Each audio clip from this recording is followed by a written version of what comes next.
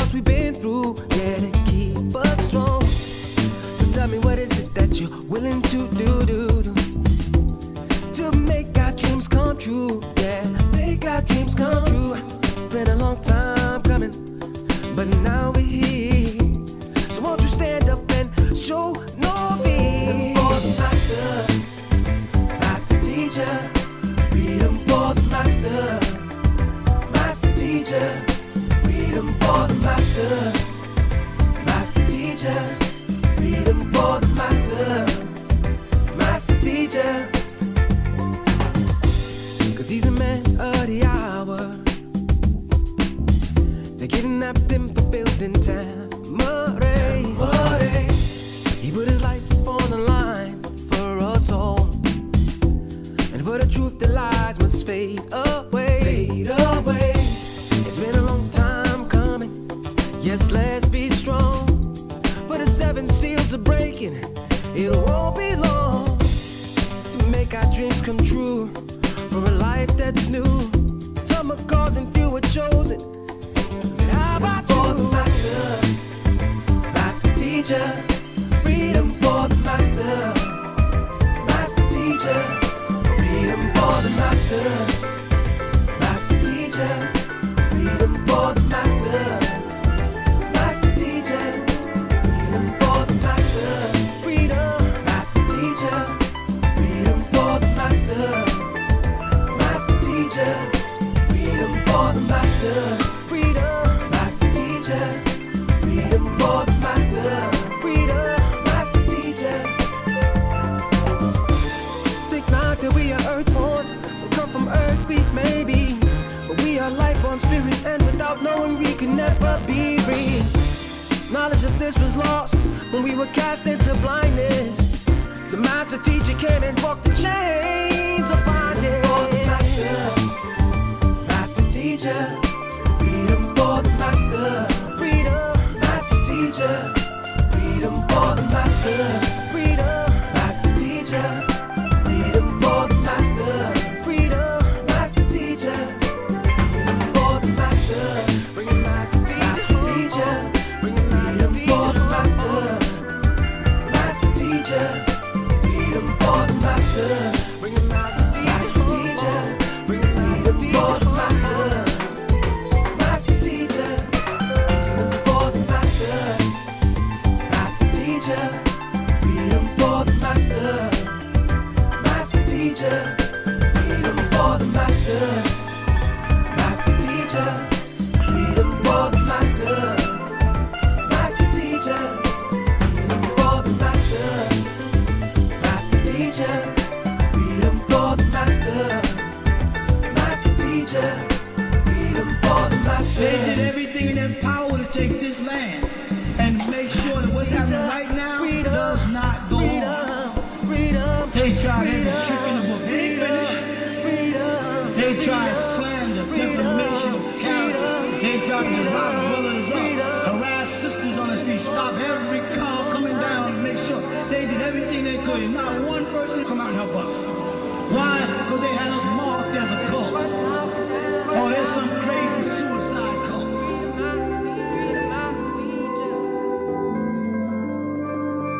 Bring home now, bring home now. It's freedom, master teacher, freedom, master teacher. Bring home now, bring home now. It's freedom, master teacher, freedom, master teacher. There's a concentrated effort to stop it. They'll do everything to stop us, especially now. Because where is our He's opposition? been fighting for us for so long. So many schools of thoughts we've been through, yeah, to keep us strong. So tell me, what is it that you're willing to do to make our dreams come true? Yeah, make our dreams come true. Clubhouse, pretty much live to the whole world. So let's begin. Sorry? Zoom? Yeah, we're live on Zoom too.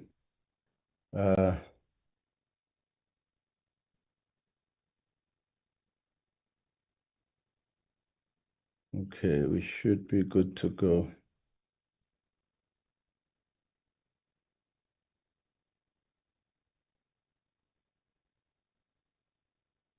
You're very well behaved today.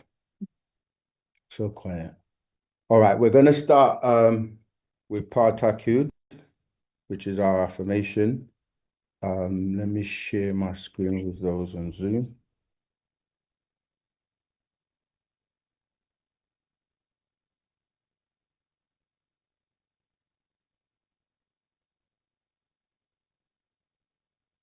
Okay, when we start to chant, because of the latency, we ask for those on Zoom to please put your sound or your phones on mute so that we don't hear the delay and the echo. All right. So you should all be able to see. Oh, they haven't turned the projector on. Give me a moment. Once we turn that on.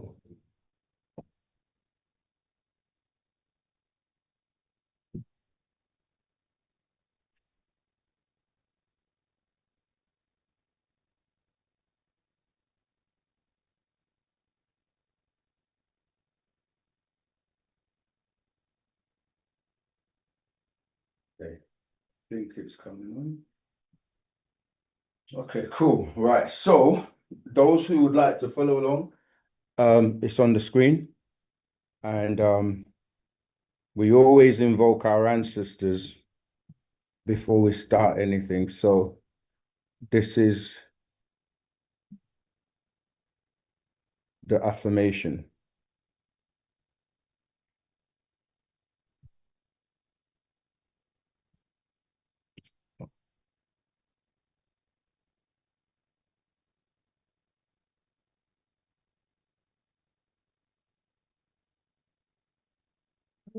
Baror, baror, nabad, natar, mukda, naut, mukdad, badet, patah, naut, muklas, badet, yanum.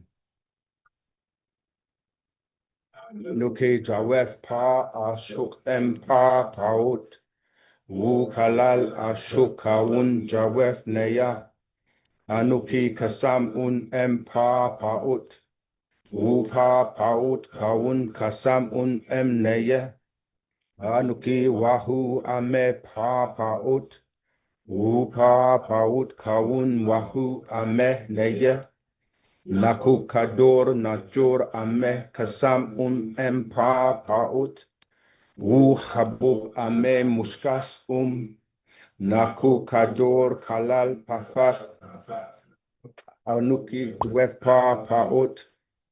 Ameh wase ameh aradni kawun laye bakori jawef pa paut. Anuki yabet biye nafashni. Pa paut kawun anuki. Pa paut kawun huk ador. Pa paut amul nakuk amul. Right, we're only going to do the first affirmation. Okay, so for all newcomers, as by way of an introduction, I'm going to give you our websites for reference for newcomers, because you can continue to find out more about us online, because these classes, they're limited in terms of how much information we can convey in the 2.5 hours or so of the class. So do your own research, do your own due diligence, because if you don't, all you're doing is believing whatever we're saying to you. And as you know, in Wu Sabat, we encourage people to not believe us. Do not believe anybody, because when you believe, you're just a believer. You don't know. So we encourage people to know, and you only know something once you've confirmed it to yourself. Yeah, so no one can tell you different once you actually know for yourself. All right, so our worldwide official website is unitedsabiansworldwide.com. Yeah, Sabians. And on that website, you get to know, about our master teacher. We refer to as the Black Messiah. And yeah, he is the one that is here to wake up the world, with right knowledge, right wisdom, and the right understanding. And so without him, there would be none of this, none of the classes that you see. And it's definitely important for you to get to know him and have that connection or relationship directly with him. Because at the end of the day, he is the one. And I'm trying to also share a few more bits and pieces. He's the one that has been sent to us. He's the one that's been sent for this next 24,000 year sun cycle that we're in. And I'm sure most of you are enjoying the weather that we're having in the UK at the moment, which is a very rare occurrence. So do you guys, are you enjoying the weather? Is it too hot? Because I hear people complaining that it's too hot. And when it's cold, we complain that it's too cold. So which one do you prefer, the cold or the heat? I definitely prefer the heat. Because our melanin gets charged up. We're people of the sun, and we get more energy through the sun. I'm trying to find something to share with you.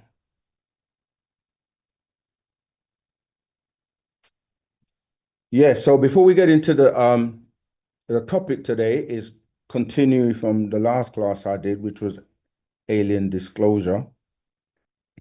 But what I wanted to share, I may find it later on, is the fact that today is the 27th of June.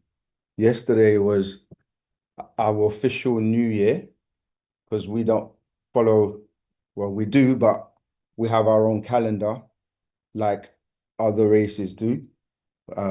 So our year is actually 6026. And so yesterday was our New Year. It was also the birthday of the master teacher, Partner Babyanon, because as you know, he's born June 26, 1945.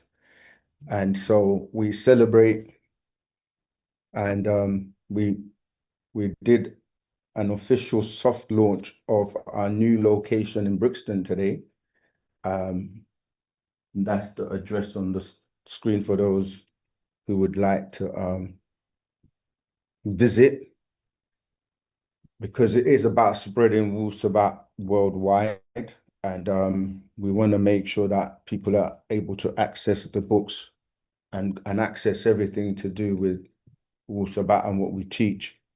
So yeah, the new location is in 29 Reliance Arcade in Brixton, SW9 8HH. The website there is nashatbrixton.com, and there's the contact number 07399 761 346. I'll repeat that, 07399 761 346. That information is on the. It's on the flyer upstairs as well. Yeah, it will be on the Nashat website as well, because we're linked to each other. We're still gonna work together. But yeah, the flyers are upstairs with the number. Sorry, go ahead. It's the same one that used to be there. No, it's in the market. Oh, Yeah, just by, do you remember where the Barclays Bank used to be? HMV's next door, kind of, there's a entrance right there. That's where it is. All right, so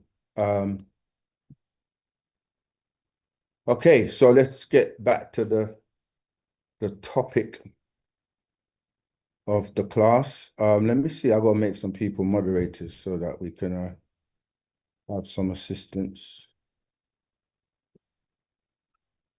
But let me just make some people moderators. Give me 1 moment. 4 people already on the Zoom. Let me make okay. By start, I'm gonna make you host on Zoom so you can assist me. Who else do we have? Okay. Oh, do you know what? I haven't done the security, so let me do that. Because we've had incidences in the past where people come on here and share profanity and all kinds of crap. So want to make sure we got that locked down. Yeah.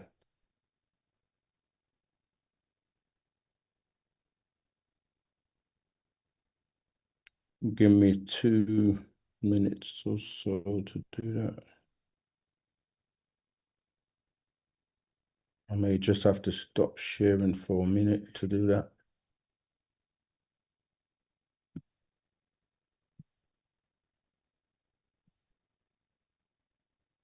Sorry, we're just running a little bit behind because we had to come from Brixton after the launch. It was really quite quite a good turnout. Well, let me just stop sharing for a moment so I can do the security. Make command the host, yes, to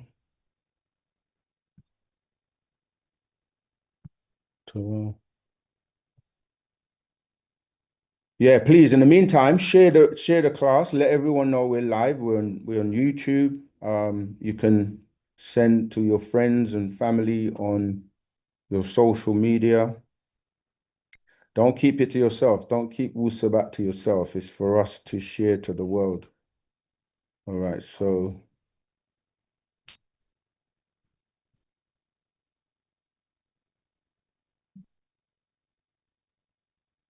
Rahubat Zaman, did anybody else come with you? Okay. So I was just saying we were in Brixton doing the propagation and also opening the new location because people kept saying to us, I don't want to come all the way to Croydon from Brixton to get my stuff. All the way. And people from Croydon say they don't want to go all the way to Brixton. So we've made it so that you can have Wusabat in your local area. Okay. And there are more to come because Africa is receiving it very well, and we keep being asked, are there any locations in Ghana, in Gambia, in Liberia, in Nigeria? We're like, we need everyone to come and help us so we can actually get more branches. Okay, so I think that's it. All the security is done. So let's go back to sharing my screen and to a recap of what we covered previously, and then we're going to move forward. So yes, the topic for today, have we got any moderators on Clubhouse? No, we don't. All right, so I'm going to multitask. I know they say only women can multitask, but we all multitask by nature because you're blinking, I'm moving my hand, thinking, my heart's beating. So I don't know where they get that thing about men can't multitask from. I'm drinking water at the same time. Okay, so yeah, alien disclosure. My name is Seqen, Seqen, really, but people so used to saying Seqen, so I say that to make it easy. What does it mean? Trusted, the word Seqen, trusted. Sakam is power or powerful. But you can put words together, but obviously it has to make sense. So trusted, power, Reye is the sun. So it means trusted and powerful one of Reye. Full title. All right. Yeah, so this has come off of the fact that the United States government have recently been disclosing and putting out UFO files that have been classified and hidden for many years, for over 80 years. So anytime anything will happen with any UFOs or extraterrestrials or anything like that, they kept the lid on it for many years. So much so to the point that people were ridiculed if they even talked about anything to do with any type of experience of visitations, abductions, seeing extraterrestrials. But the thing is, the master teacher came in 1945 when he was born, as I said previously, and when he started his mission in the 60s, 62, 63, and officially, according to prophecy, opened the seventh seal in 1970. From that point, from his arrival from 1945, this is when the activity, UFO activity, started to increase. And most can remember 1947 with the Roswell incident, which the cover-up was very quickly turned into, oh, it was a weather balloon, because they, as you remember from last class, that they have the legacy program and they have people set up during that time anyway. They still do it now, but it's getting harder to do, to cover up things and just make up something. And experts will then analyze what they're saying and see that it doesn't make any sense.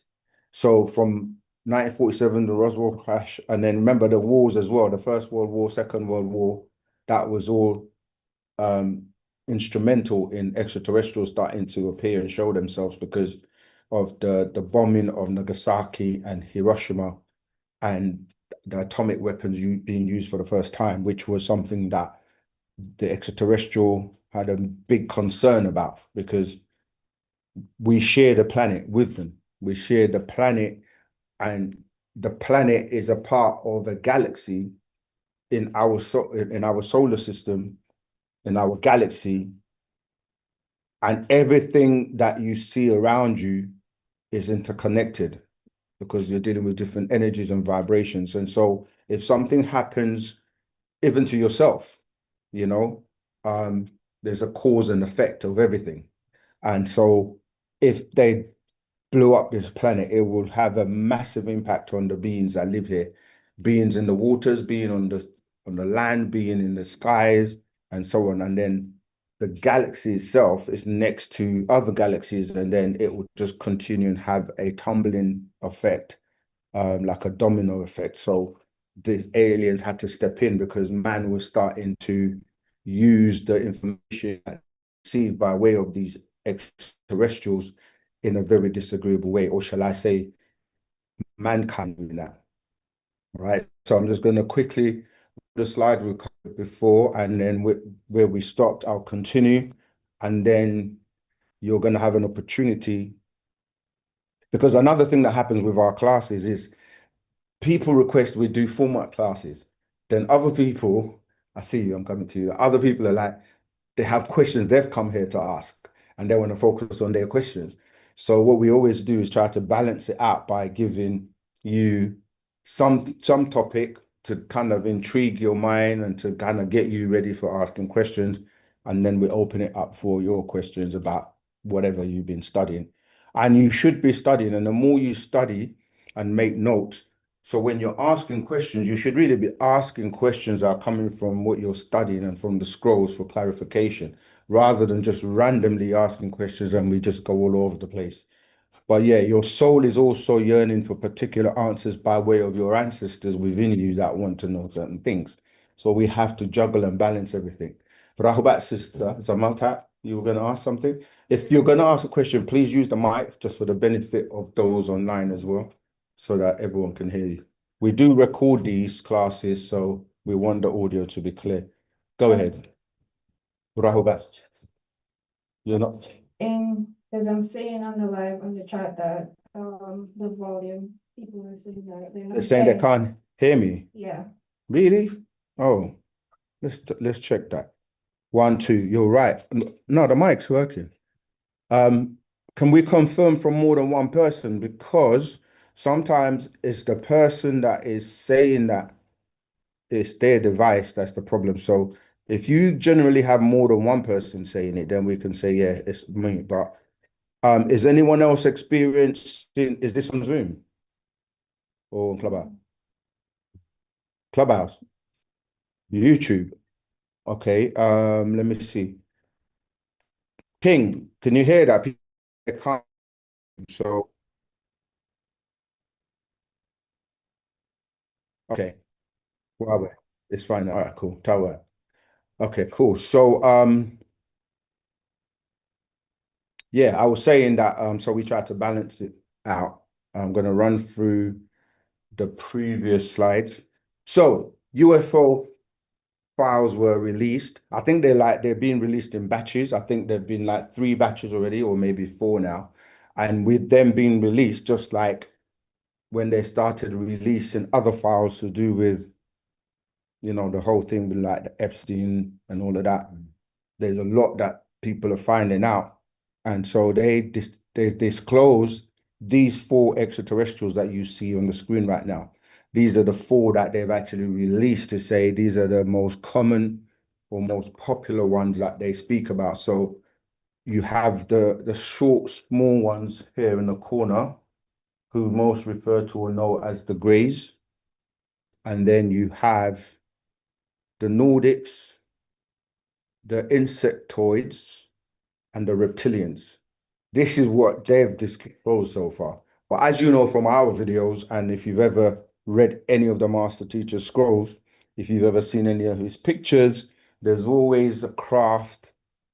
You see the craft at the top there, which UFO just stands for unidentified flying object, which is a silly name because you're identifying it and then you're saying it's unidentified. So the master termed it an IFO, identified flying object, because you're identifying it. But then over time, they started to play and change the name. And when a master teacher would say words like overstanding, they would say he's making up words, but they were changing the name from UFO to UFO. But they've changed it now again to UAPs, which is now unidentified aerial phenomena. Okay. But yeah, so they've actually disclosed that these 4. So this is just general introduction in terms of chanting. We've done that already, opening up in terms of put your phones on silent and the usual stuff so that we don't get interrupted. We did that chant already. These are some useful resources for newcomers. You can take a picture of the screen, or we just mentioned that our official website, worldwide website, is unitedsaviansworldwide.com. This store here is nashat.co.uk. The connect page has a lot of information in terms of how you join our classes on Zoom, etc. And the new location, nashatbrixton.com. When we teach and we encourage people to do their research, we use tools such as the blueletterbible.org. These are on the website because the technology you have in your hand today with the smartphones, you can look up things quite easily. Oh, Rahubat Sakam, I see Sakam's online, so I have a moderator on Clubhouse. That's great. Keep an eye in case anyone has a question or wants to be brought up on stage to ask their question. Right, so these are the online resources we use. You can use others. You can even just Google something now. Like if you want to know a quote, you can just Google the phrase or the actual quote and Google, and it will come up. Because technology is something that everyone has to contend with, especially when we're talking about extraterrestrials and UFOs, because they're so advanced that as we evolve, we start to use more and more technology, and sometimes they don't even know why they're being compelled to do certain things. So years ago, you had to rely on an expert to tell you what the Bible said or what the Quran said, and you have a man at the podium, a preacher that will stand up every Sunday or Jummah every Friday and tell you what they tell you, and then you know, if you're in a Christian church, you sing songs, play with tambourines and dance and go home. And you come back every Sunday and you do the same thing over and over again. And you don't really learn anything because you don't get the opportunity to really ask the questions you want to know. So the technology now allows you to do that. You can go to the Hebrew, you can go to the Arabic, you can go to the whatever, you can click a button, it will take you and drill down into what's the word and what's the meaning of the word, etc., etc. You have the concordance. The etymon line is an etymology online, which basically you can look at the roots of words and research where these words came from, what they mean, because when you say a word in English, which is really part of the problem of the spell, when you say a word in English, one word in English can have up to 500 different meanings. So that's confusion, because when you're speaking with someone, you have to rely that the person you're communicating with is using the same meaning of the word that you're using, but they may not be. You see what I mean? So, like, if I say, do you understand? To one person, that means something else. Like, if I say, look out, to the other person, what does that mean? Look out the window? Look, is there something dropping for me to look out? So, when we're actually conversing in English, most people don't realize it's because they're not synchronized. You're not on the same vibration or same wavelength. So creates a lot of confusion, a lot of arguments, a lot of debates that are unnecessary. So it's good to know what word are we actually meaning, because when you say God, for example, that can mean so many different things to different people, you know? So it's so important that language is key. That's why we have our own language. There's nobody else on the planet that has come along as one of our teachers and given us our own language. Language is key because that's what's going to unite us, because we won't be speaking and thinking in English. Because how can you think in the language and use meanings that the person or the people that have ulterior motives or they don't have your best interests at heart are going to give you?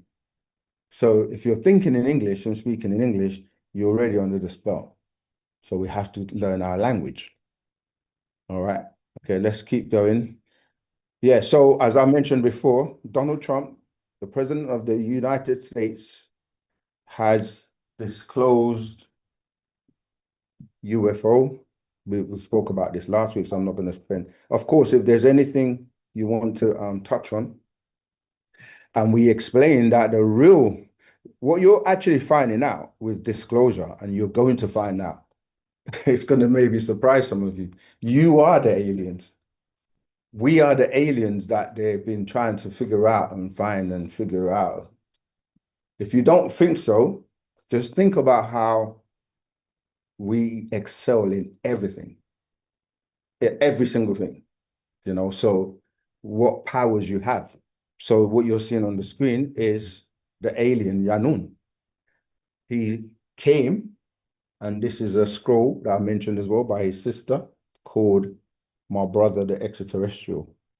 And in here, this scroll, which will be hopefully available again soon, different people have given accounts of their interaction with him over the years and the things he has done to show you that he's indeed an extraterrestrial. What you see on the screen are Riskians. Risk is the planet, the 8th planet, yeah, in the 19th galaxy called Ilion, as we're taught by Parnabab the master teacher. And he is one of those Riskians from the planet Risk, which is a tri-solar system, meaning that it has 3 suns. Again, this is something that when he came on the scene and was talking and telling us where he's from, and he said that his planet is in a solar system that has 3 suns, back then everybody said it was crazy because they hadn't discovered tri-solar systems yet, but now they have. So everything he was saying has come to pass and been proven to be right and exact. So they really have nothing more to say now, because where they were saying he was crazy and we were crazy for talking about UFOs and extraterrestrials.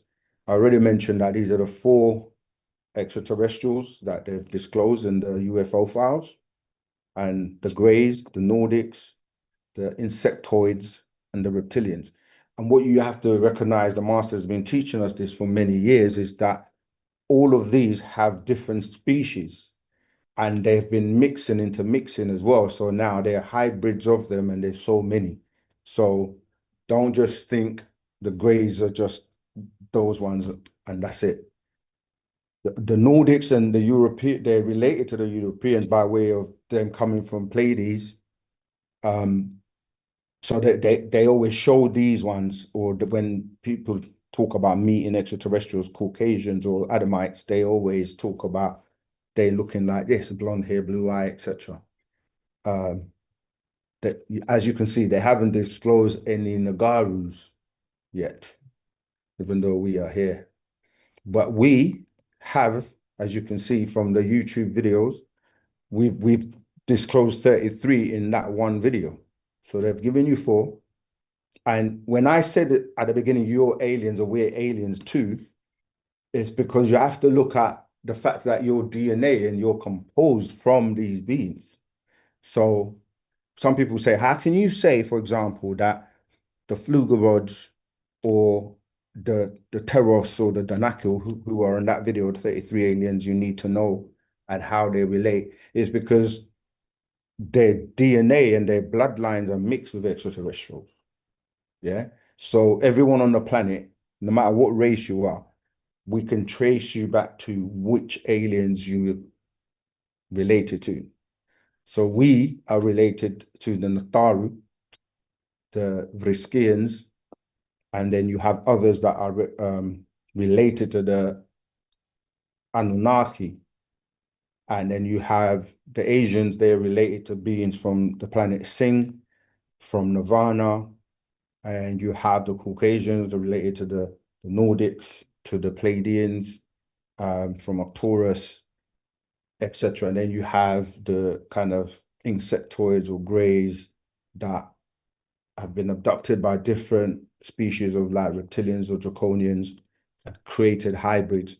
You have people on the planet that have been abducted by extraterrestrials and they've used their DNA or they've inserted their DNA and they've had children on the planet. So it's a very complex and yeah, so we already covered about now the many types of books and things that people are exposing and showing in terms of these UFO files that have been disclosed.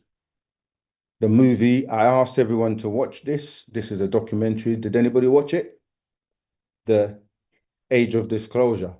If you haven't watched it, watch it because it goes into a lot of what I'm talking about today. Because sometimes, like I said, going back to the 60s, 70s, 80s, 90s, we were the only people talking about extraterrestrials and UFOs. Everybody was saying we're crazy. Apart from the Honorable Elijah Muhammad as well, who mentioned about the mother plane, but he didn't go into details and didn't really explain it much.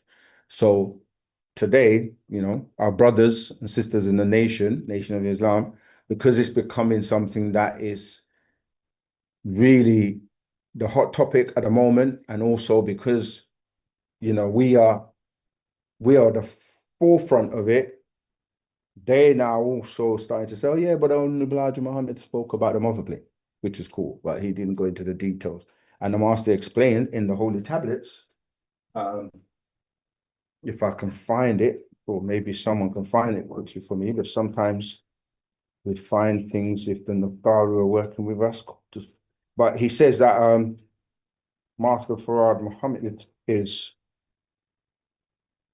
not Master Farad Muhammad, sorry, Honorable Elijah Muhammad is also part grey. And when you start to look at and relate it to Creole, okay, if I can find it.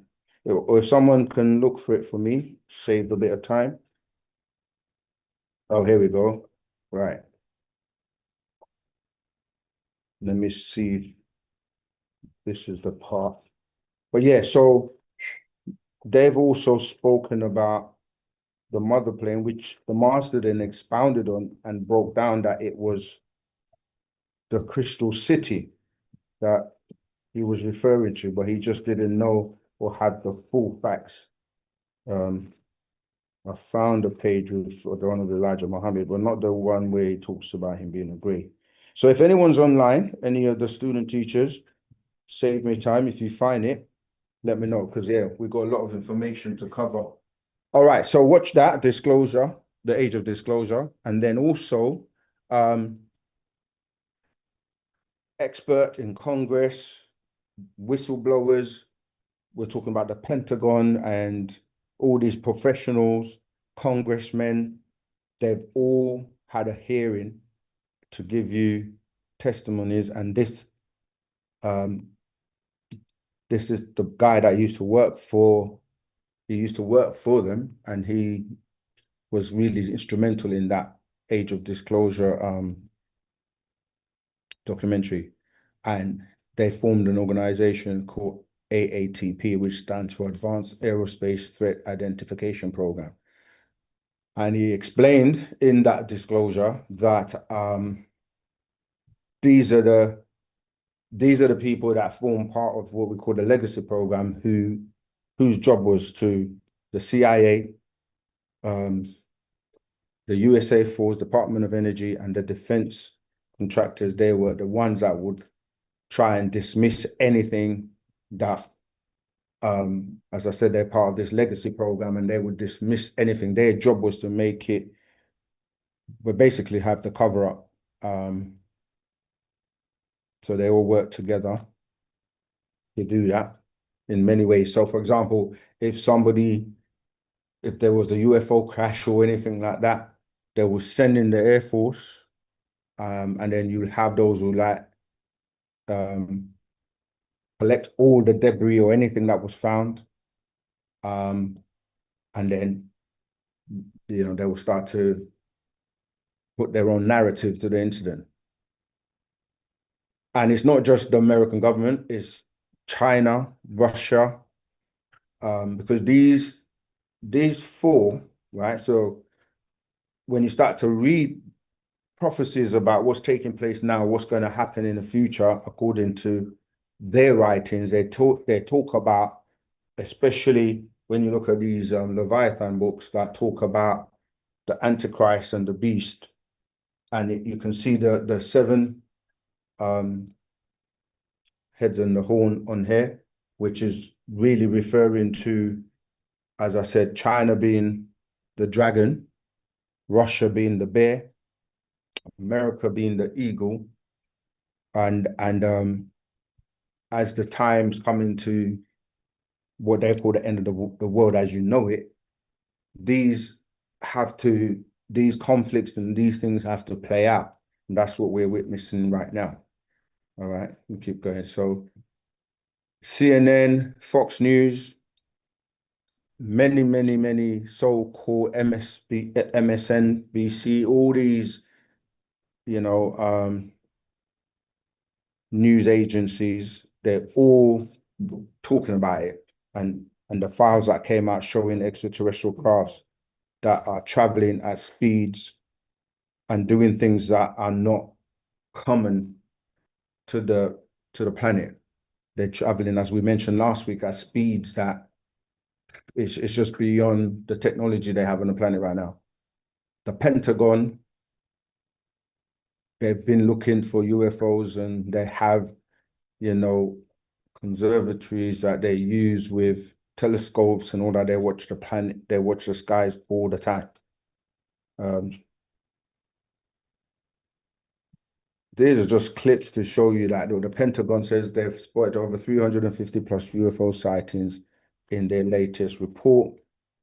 All these guys are scientists, professionals that look at these files and give you their professional assessment as to them being real. So they all, had to swear in Congress, and all these people were interviewed. And as it says that everyone interviewed in this film, this is relating to the age of disclosure film, has direct knowledge of unidentified aerial, now they've changed it again, anomalous phenomena, right? As a result of their work for the US government. And then obviously they put a disclaimer. So while some of their knowledge is classified, they're now breaking their silence with what they can lawfully disclose, because a lot of them have to sign non-disclosure agreements, and a lot of people went missing when they were disclosing information that they knew firsthand from working there, and working on some of the crafts. Like, you got people like Bob Lazar, who's a whistleblower, and the first thing they used to do is dismiss and say he didn't work for them, but then people found documents and evidence of him working there to try and reverse engineer some of the crafts that they had in Area 51. You also had Myers, who saw a craft. All of this is in our books, from the Master Teacher, Panda Babylon, to Malachi Z.K. York, years ago. Yeah, so this was the, witness where they're telling you what they found in terms of the crashes. So they actually have crash sites and recovered material. And the other movie we mentioned, which by the time I did the first class wasn't out yet, the one from Steven Spielberg, called The Day of Disclosure. I don't know if you've seen that. Anyone seen that? I've seen that too. So Spielberg is one of their agents, the extraterrestrials utilizing, because if you remember, he made movies like E.T. And yeah, like, and you have to be acute and aware how they do things. Like, the devil will never not tell you the truth. See, because he has to also be judged, right? So his defense is, I didn't make you do it. He gives you the signs, he tempts you, he puts it in front of your face. He even tells you, like, for example, on the packets of cigarettes, that smoking kills. So he's like, they had the choice. You didn't have to drink the alcohol. You didn't have to eat the animal. You didn't have to do all the things you do, but you choose to. So it's not my fault. I told them not to do it, but at the same time, they make it so hard for you not to. So you have to be really strong in your willpower and just to be able to maintain, because everything that the devil gives you is making evil fair seeming. So he will tell you cigarettes can kill you, but then he will make superstars or movies with the superstars looking really cool and hip when they have a cigarette. So then subliminally, you're going to do or follow what you're looking at your idol doing. So it's important to remember that you are in control. And the real extraterrestrials, we always tell you first. Like, they haven't told you about the so-called black, or we say, obviously, black, not in the sense of the color, but our race in terms of extraterrestrials, but we giving it to you. And in time, anything that the master teacher has ever said, if it's too far ahead, you just have to wait for them to catch up. But every single thing he says, they always find it, or you will find it. And if you don't find it, be patient, and you'll see in a few years that you will, because they are waiting for him, because he is the man of the hour. This is why he's actually incarcerated, because he was saying and telling us these things when no one had the information and things were disclosed or not disclosed. Okay. So the books I mentioned last week, we read a little bit from It's God and Extraterrestrial already last week. So I'm going to not really read that again, but it's literally the introduction. Remember, this book goes back to the 90s. All right. And it gives you articles after article with the evidence that was found. He talks about the different extraterrestrials, like for example, when you look at the different religions, they're all talking about extraterrestrials that came to the people. So in Christianity, most people talk about Jesus. Even in their books, and people always say, why do we talk about the Bible and why do we quote the Bible? It's because a lot of people are still under that spell. So we have to use the spell and go into it to explain things for you. And he spoke about the angel Moroni, who came to Joseph Smith, extraterrestrial, one of those Nordics. Jesus, as you know, is supposed to come from heaven, went back to heaven to where his father is, which is an extraterrestrial. So people ask the question, for example, who is God? We say God is an extraterrestrial. But is it God or gods? This is what I was saying at the beginning. Like one English word, just leaving out one letter, the S, makes you think it's singular, but with the S it's plural. And so when you go into the language, you start to find out that the confusion comes when they translate into English and leave out things or make plural things become singular things. All right. So Elohim or Elohim is a plural. I want to show you if I can just find this quickly. Give me 1 second. Okay, so I'm gonna give you the question, what is God? From my brother, is God an extraterrestrial? And then I'm gonna give you the latest update in terms of how Baba breaks it down. So in this scroll, is God an extraterrestrial on page 15? The question is asked, if God is an extraterrestrial, then what are UFOs? The word UFO is an abbreviation for the words unidentified flying objects. The scientific definition of UFO is simply an object which has a radar reading but refuses to identify itself on ground or in the air. Over 133 countries are experiencing UFO sightings, and in the last 3 decades alone, there have been more than 70,000 reported cases. Read, are there UFO extraterrestrials in your midst? Scroll 84. Let's see if I've got it. Yep, it's right here. No, is that it? Yeah, there you go. So this scroll again, 1995, I think this came out. Yep, 1995 AD. It's right there for those who can see. Yeah. And he's referencing that scroll because we're going to look at that as well, because these are the scrolls I said for this particular topic. Are there UFOs, extraterrestrials in your midst? Scroll number 84. This came out in 1995. So let me carry on. It says, yeah, 70,000 reported cases. Read, are there UFOs, extraterrestrials in your midst? Scroll number 84.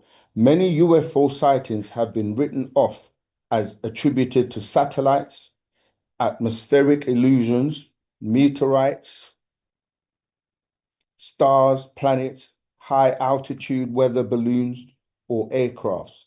UFOs have been seen and photographed by a variety of different people: astronauts, airline pilots, policemen, astronomers, housewives, meteorologists, farmers, people of every race and religion. They have been photographed by Polaroid cameras to still cameras to portable home cameras, caught on film, tracked by radar, and the question still remains, do UFOs still exist? Are there really beings inside these unidentified flying objects? Why and where did these crafts and beings come from? Are these extraterrestrials here to help you or harm you? Should you fear extraterrestrials or welcome them? Question, is God as an extraterrestrial who comes in a UFO in our midst now? Answer, most definitely. However, there are people that want you to believe that there is no tangible evidence regarding the sightings of these flying objects and their occupants. Believe it or not, Adolf Hitler, 1889 to 1945 AD, and the Nazi Germany were building crafts during World War II. What did Adolf Hitler have to do with extraterrestrials and UFOs? And what does this have to do with God being an extraterrestrial? Answer. Adolf Hitler was influenced by the 80th of the 200 fallen angel beings whose name was Hitler, right? So a lot of people get this confused. You have a third of the angels that rebelled with the being known as Tarnush, right? And the third were cast down. But then you have the 200 fallen angels who people mistake and say, oh, 200 out of 600 is a third of the angels. But that's not the same. The 200 fallen angels were cast down. This is what you're reading in Revelations 12:7, with Tarnush's son, who's is known in the Quran as Iblis, or is known as Halal, and he's known by many names today. People just call him the devil, right? Anyway, so let's carry on. He says, one of those 200, the 80th one, is called Hitler. And the master gives you the list of all the 200 in the scrolls, and in particular in the holy tablets. All right. So, yeah, this is saying that he was influenced by the 80th of the 200 fallen angelic beings whose name was Hitler, a disagreeable being who sought to rule the planet by defected albino leprous beings. He was the dictator of Germany from 1933 AD to 1945 AD. He was impressed by the Ashtar fleet or command extraterrestrials and became their man on Earth.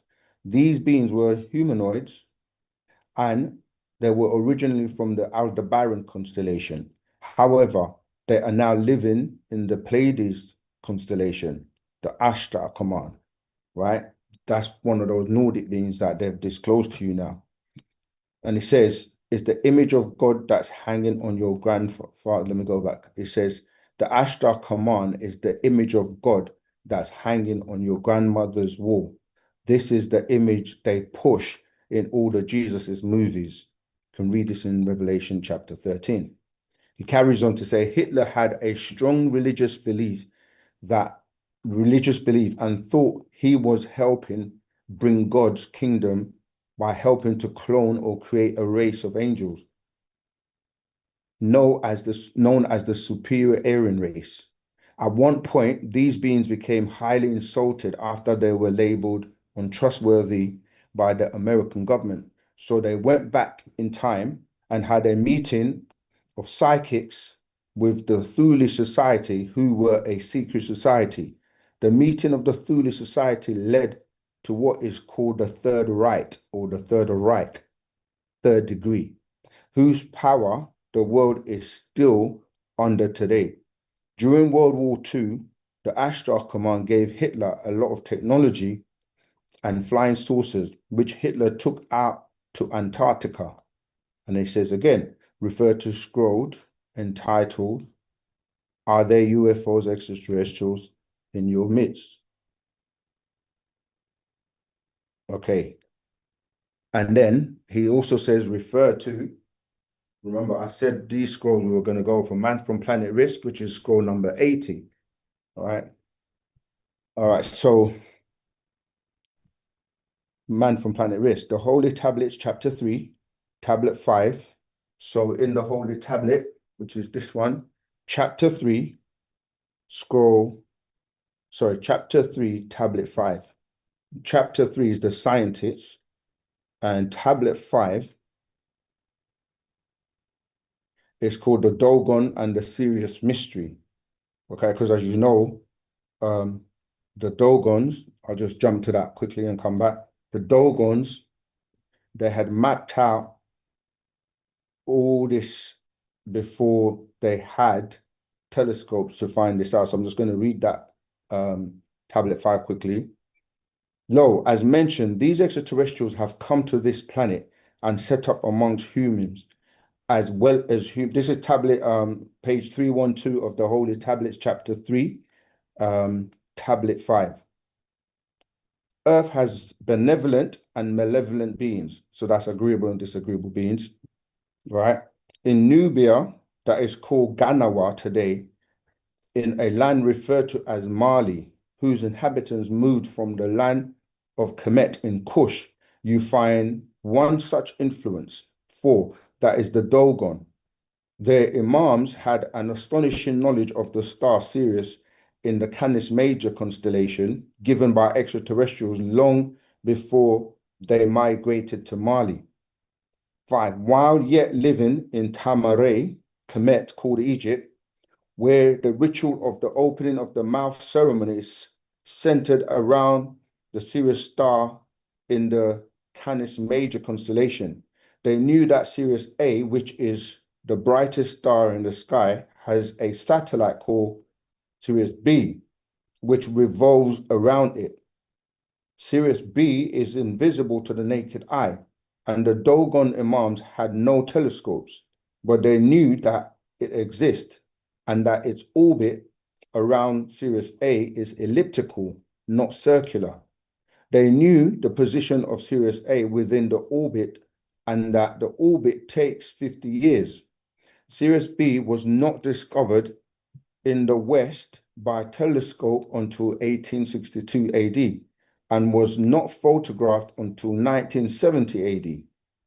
The ancient Egyptians had an advanced knowledge of astronomy and they knew about Sirius B, which is why the 3 great pyramids of Giza are lined up perfectly with the Orion star constellation. They made their map face south towards Sirius. The 3 pyramids of Giza were originally built by Adafa, all right, with the help of extraterrestrial beings. Adafa was in tune with the celestial beings that originally erected the pyramids. They are visitors from other galaxies. One of the great pyramids was built to preserve all of his friends' texts during the period of the flood. The Giza pyramids today were reconstructed by the pharaoh Khufu, also known as Cheops, and his son Khafre and Menkaure. 14. Khufu reigned for 23 years and had many sons and daughters.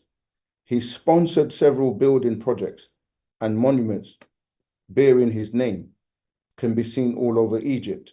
Khufu also sent mining expeditions to Sinai, Nubia, and to Arabian desert for their mineral wealth. In later times, Khufu's name was engraved on scarabs.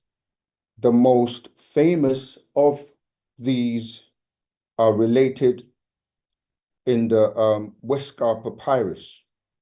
Khufu was an able and energetic ruler during whose reign the land flourished and the art reached perfection. Khufu left the land in such a stable economic position as to enable his son, Khafre, to reconstruct the second pyramid, a monument almost as colossal as that of his father.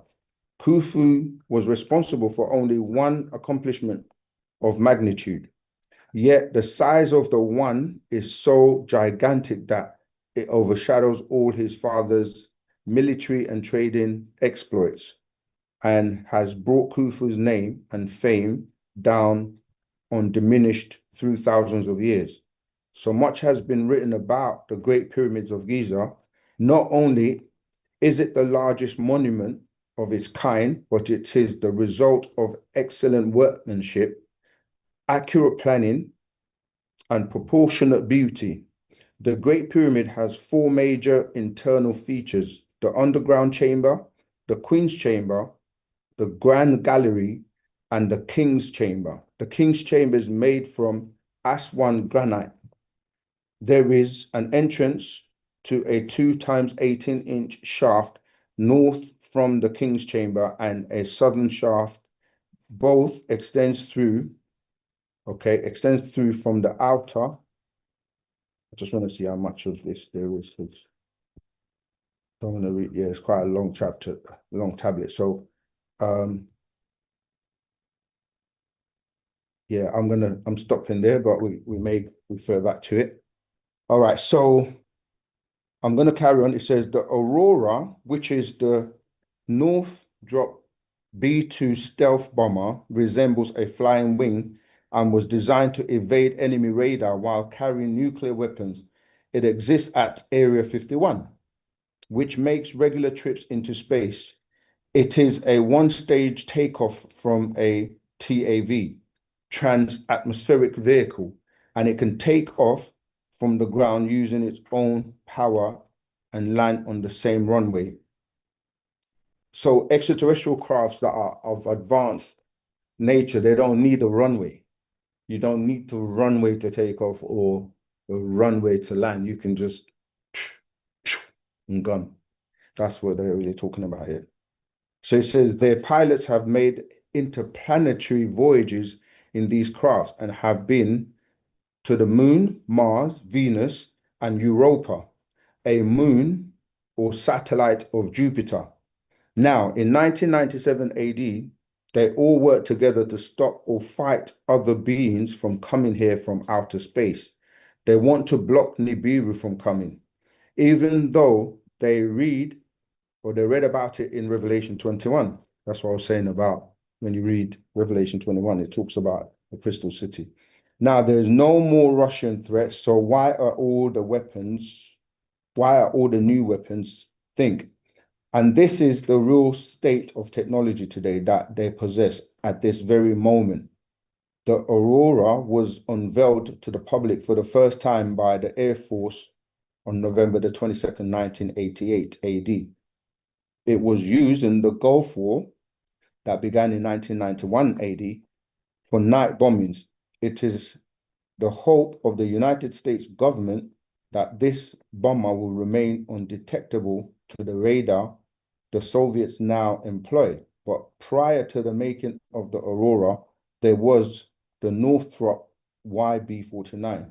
Again, refer to the same scroll. Are there UFOs, extraterrestrials in your midst? And it carries on to say there are those who claim that these crafts don't exist and are not being dubbed, yet they are able to duplicate them. One of these objects, which they say they have no evidence of. Now glance at this jet below, which is the stealth bomber, yeah? Examine the shape, the wings, etc. Do you see a resemblance? Now tell me what's the difference between these two crafts. I'll tell you nothing. Where do you think they got the design from? They're scientists. No, they didn't. These designs are all copied from one of these so-called flying saucers. Go back and look at the crafts in the 1940s and 1950s. Then take a look at the jump to this technology. Okay, so the mask carries on. But if we look at this scroll, are there UFOs in your midst? I'll jump. So I mentioned earlier on about a scientist, a person called Bob Lazar, who worked at this facility in Area 51. Robert Lazar was hired by Edward Teller, who is called the father of the H-bomb and father of the Star Wars program, which was finished in 1984 AD. He was assigned to work on a project Galileo, which was devoted to the study of 9 different types of disc-shaped extraterrestrial crafts. He was assigned to one of the crafts. This is from page 16 of Are There UFOs, Extraterrestrials in Your Midst? Yeah, so he was working on 9 different types of disc-shaped extraterrestrial craft. He was assigned to one of the craft that had seats made for beings who were no more than the height of children. So again, when we go back to looking at what they've disclosed so far, it's important. Let me just go back to that slide with the. Oh, let me see if I can jump to it. Let me just. Yeah, I think I will keep that slide on the screen whilst we this one here. In fact, I know this is a lot to take in, but I'm not gonna, as I said, I'm not gonna we may keep doing more continuation so that we will allow people to ask questions they want to ask. All right. So yeah, just to reset the room for newcomers and those on Clubhouse. Today's class title is Alien Disclosures, continuation from the first part. And yeah, so in this scroll, are there UFOs, extraterrestrials in your midst, scroll number 84? The master is explaining here about, remember this scroll came out in 1995. We have to keep things in context. And he was explaining about Bob Lazar that was working in Area 51 and that he was re-engineering some of these discs that they found, and that the seats were so designed that, you know, it looked like only children could be able to fit in those seats. And if you look at the gray on there, you can see how small they are. These are little tiny beings. In a report that Robert Lazar read, it was stated that the disk came from the fourth planet of the binary star Zeta Reticuli 2. He described the outside of the particular craft he worked on as being 15 feet tall and 52 feet in diameter, with the appearance of brushed stainless steel or aluminium with no visible seams, no welds, no rivets, and no bolts. It looked as if it were injection molded. The discs are powered by an antimatter reactor that sits on top of a hemisphere the size of a basketball that sits in the floor, and the reactor produces its own gravitational field. The source are run by a gravity amplifier that uses gravity waves the way microwaves are used on the planet Earth. The disk utilized a super heavy element, 1115, which can't be found naturally on this planet Earth. Do you remember what element 1115 is, or 115? No. Remember, at this time, they hadn't discovered this yet. That's Omicron, right? So the master was putting this out in 1995. So let's keep going. These craft run in two modes. Of this element 115 that is not radioactive in this state. One is the Omicron mode, which uses one gravity amplifier. This enables the craft to hover and move left or right and nothing else. Then you have Delta mode, where all three amplifiers must be powered up and fixed on a location in order to leave the atmosphere. These alien sources were able to generate their own gravity field and control space and time. This shows the intelligence. And remember, I explained that in the last class, because they create a warp bubble around themselves, and because it's got its own atmosphere, and it's almost like that's why they can move without being affected by the laws of gravity that we have, and they can go into water, go into different things, and come back out. Okay, let's go. Earth, which is very primitive in comparison to other planets and civilizations. There are some civilizations that have 600 elements, which are not just natural, but created by the beings that live there. While Lazar was working on the project, he was under strict surveillance. His phone calls were being monitored like so many others. Lazar began to fear for his life and decided to tell the public about what was going on. Lazar knew the test flight schedule of the crafts and took some people into the desert to see some of the crafts from a distance. They were eventually caught after several times, and he was turned in. He was debriefed and threatened the first time, and that's when he decided to go public with his story. What is so ironic is the Air Force claims that Robert Lazar never worked at Nellis Air Force Base, yet his name is listed in an old base phone book. Yeah, Bob Lazar has also given information about autopsies that were performed on alien bodies, but is reluctant to talk about the aliens he had seen at Groom Lake. Okay, I'm going to just read two more quick paragraphs and then we can see how we're doing for time. Question: when did all of this UFO and extraterrestrial information become so popular? Who's still awake? What does UFO stand for?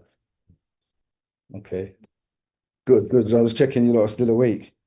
Answer: extraterrestrials have been coming to the planet Earth for thousands of years and making contact with various people.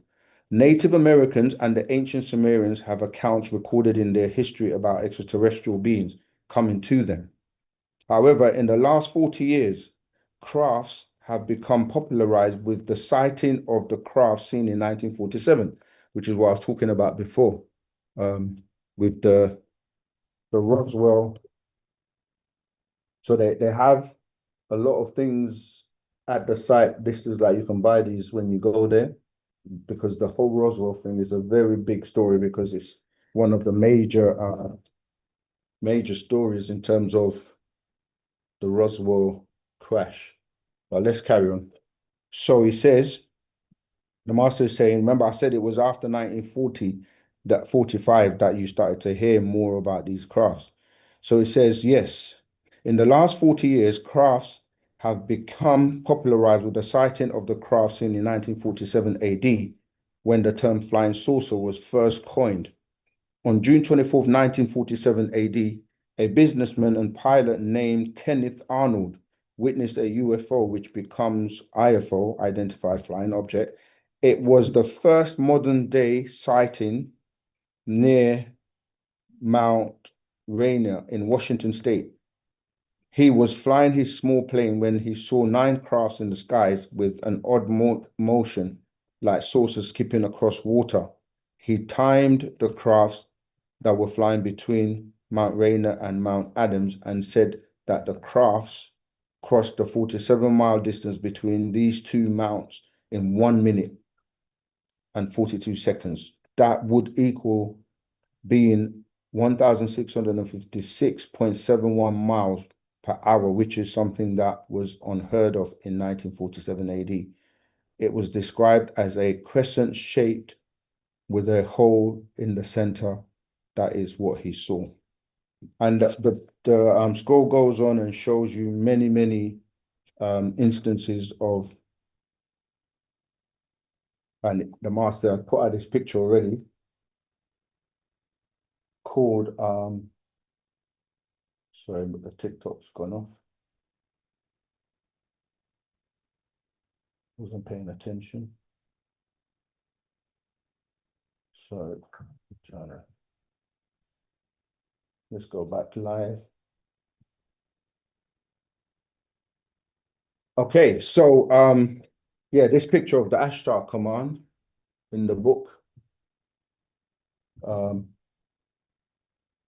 long time ago, which is matching the Nordics that you're seeing over there.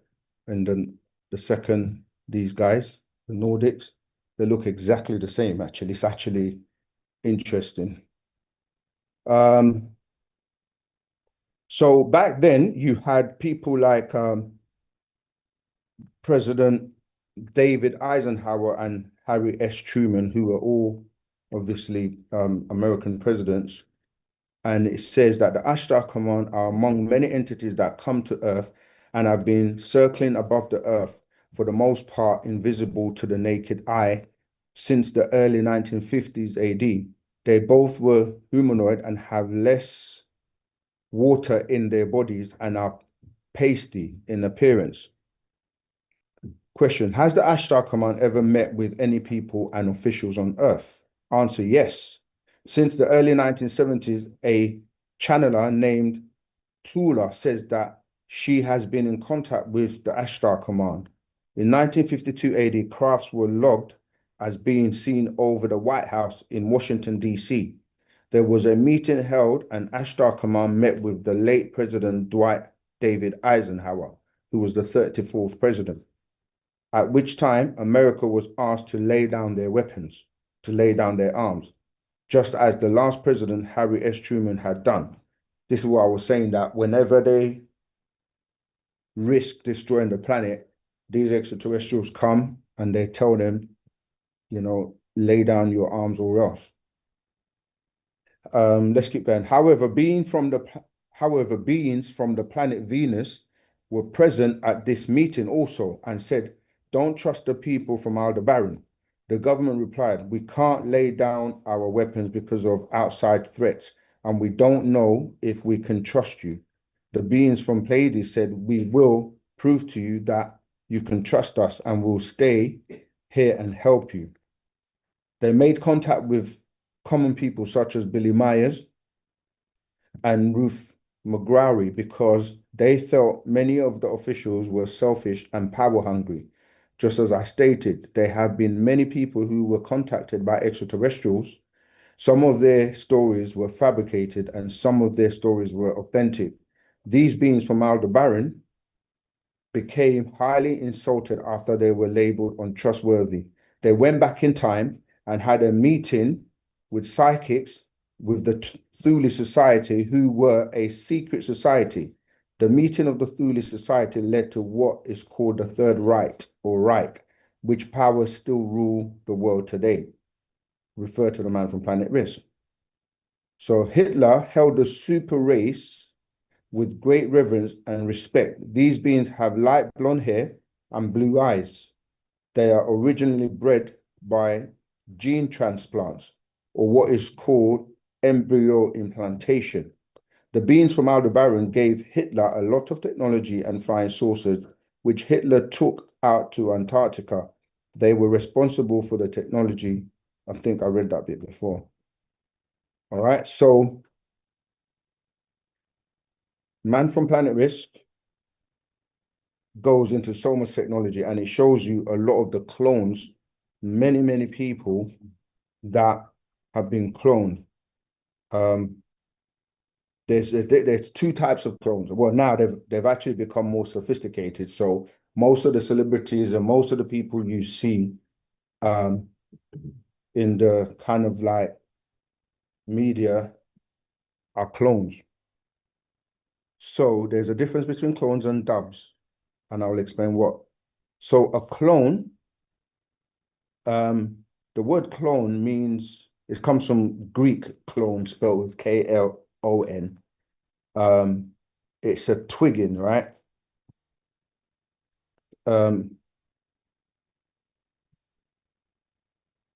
Okay, so it says clone means a group of genetically identical cells descended from a single common ancestor.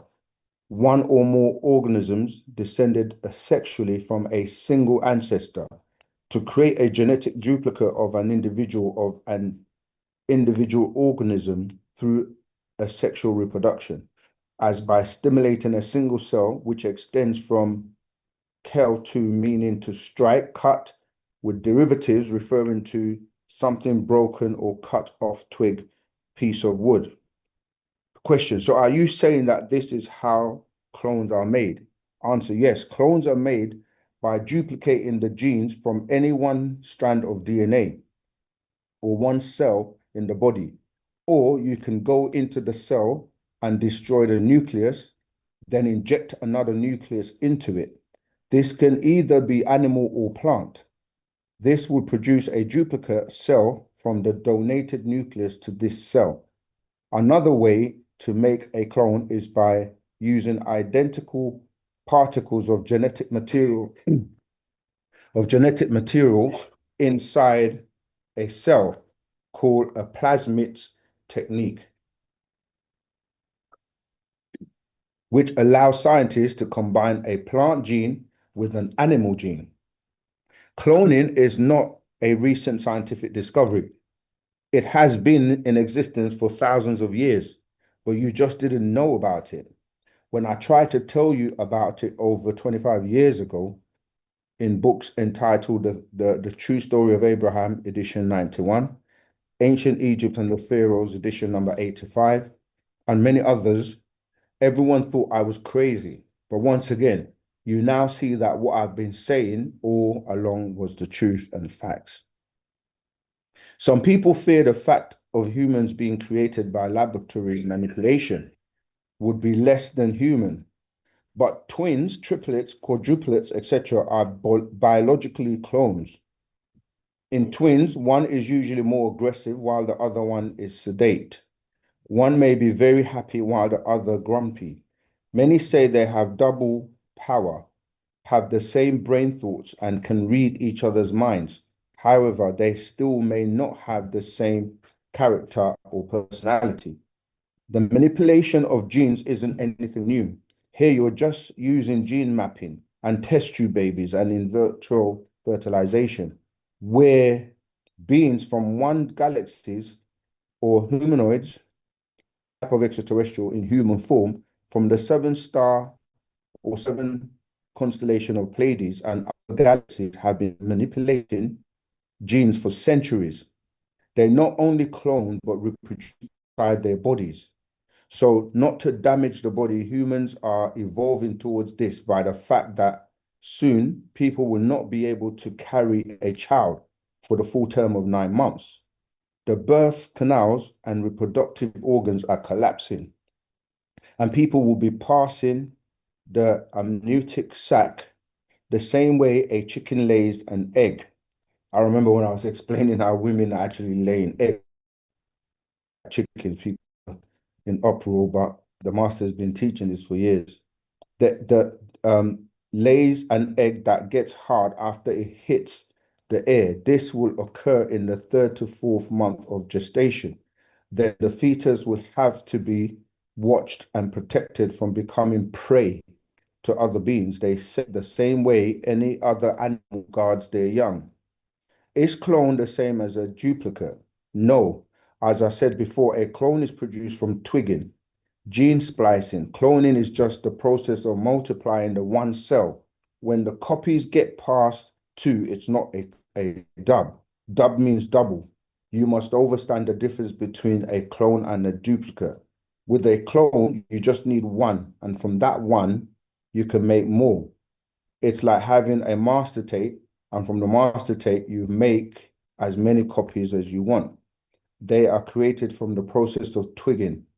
Twigging is the process by which you join two things together, plant cell, animal cell, etc., and make new plants, animals, or cells from the first. Clones serve what purpose? Clones serve one purpose, and this is to teach, but it is taken so long for people to understand. The truth has been out since 1967 AD, but people have not been catching on fast enough. In 1970 AD, the doors were open. People lived with me, saw the truth, saw the miracles, and even saw the kingdom of the Most High, a movable throne called Nibiru, also called Makaba in biblical terminology, and gave it back. Because of this, there will be no need for clones, and they will become regular people with very big egos. I know everything. Okay, I can see that you guys might be getting information overload. So are there any questions or comments on anything I've covered so far? Go ahead. Please speak into the mic. Sorry. You mentioned a date in the 2030s. Will there be a big event involving extraterrestrial visitors? That's an impression to use. And a big event happening in the 30s or leading up to the 30s? Mm-hmm. I mean, is that part of the final the final this end of this cycle? or a news cycle or something like that? Okay, so there are half an hours. So we're talking about from the year 1970 to the year 2000, that was a space of 30 years, right? And then from the year 2000 to 2030 is another space of 30 years, which the first cycle completed in the year 2000 after the first 30 years, right? And that's the beginning of the new 24,000 year cycle, because every 24,000 years, there's a new cycle. But after 2030, which is the end of where they're going to remove the Adamites off the planet, is happening now. But by 2030, they will be completely removed. And so the 30 years from 2030 to 2060 is a time without the Adamites on the planet where we, or those, depending on what happens from 2030, because there are meteorites and other catastrophes that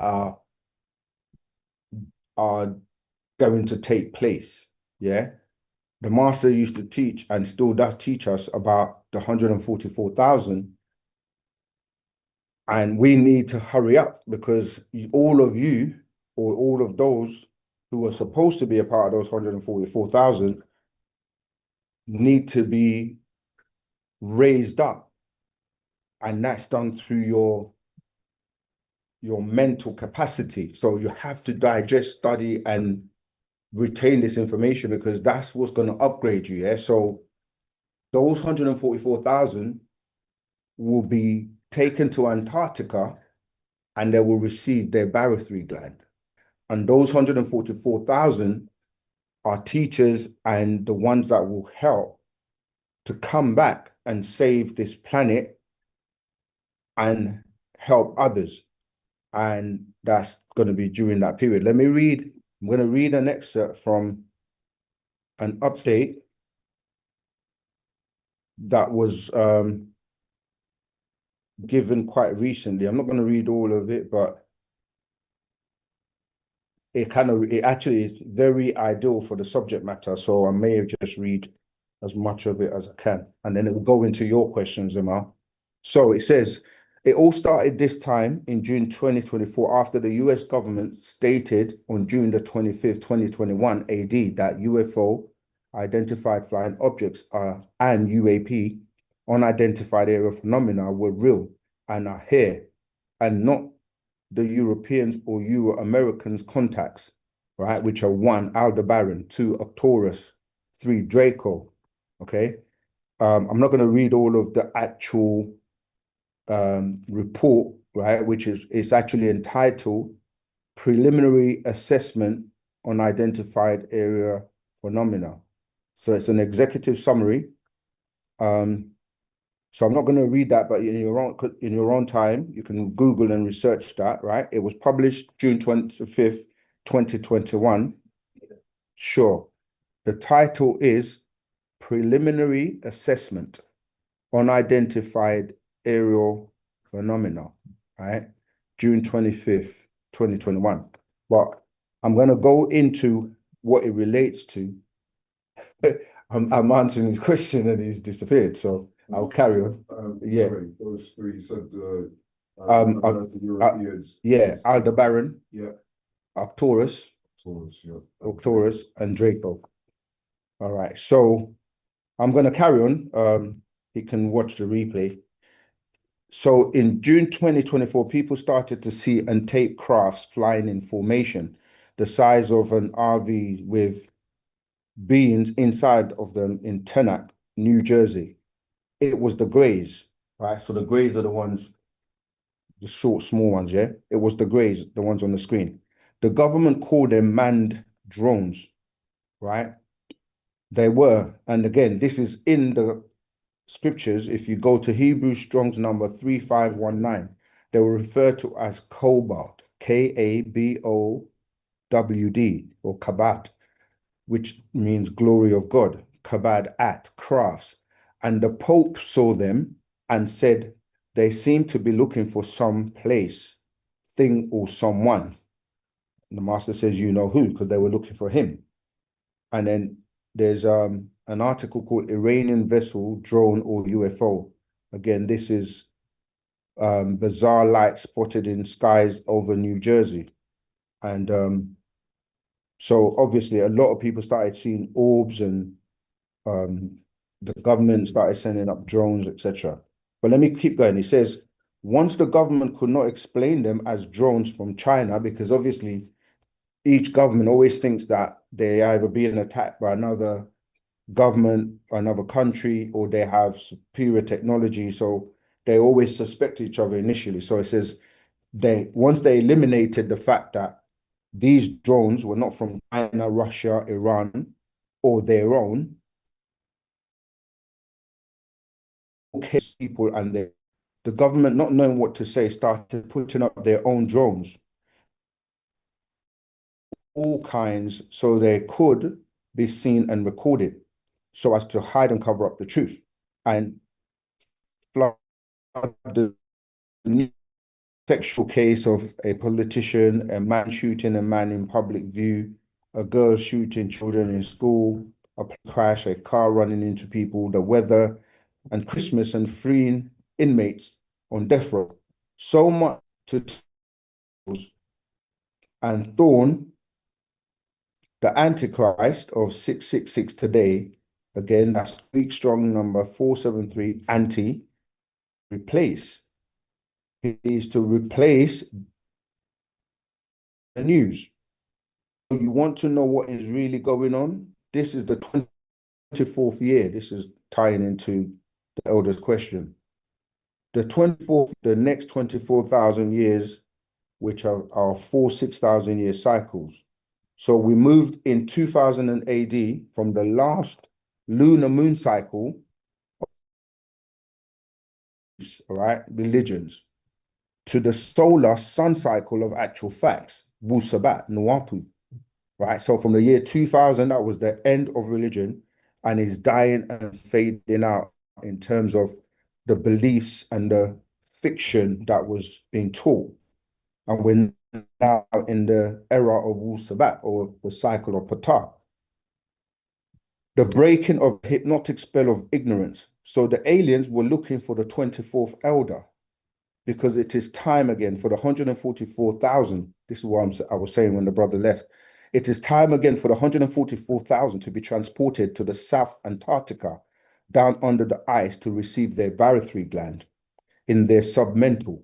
So the submental is this region here, because sub means under, as in submarine, underneath, submental, and then it connects to your mental, to regrow in the hippocampus part of their brain from the resurrection. This is what this symbol represents, the double ankh, or the double resurrection, all right? For the resurrection, and to activate the use of their whole brain as supreme beings and deities. This is what the master is trying to find in all of those that are triggered or activated by Wu Sabat. Who are those beings that are willing to raise themselves to become worthy to receive that barythry gland? I see people all the time come and they say, yeah, I think I've got my barythry gland and this and that and that. But no disrespect, but they're not doing, it's not about magic tricks. You know what I mean? Like, oh, you get your barythry gland so you can levitate, and like, if you can't take care and deal with basic things, then it's like, why having all that power and we're not able to do the basic things? Do you follow? So, but anyway, let me carry on. So he says, basic things like love and unity, come together, work together, build things for us, mental health institutions, because a lot of people are suffering with mental health. But let's keep going.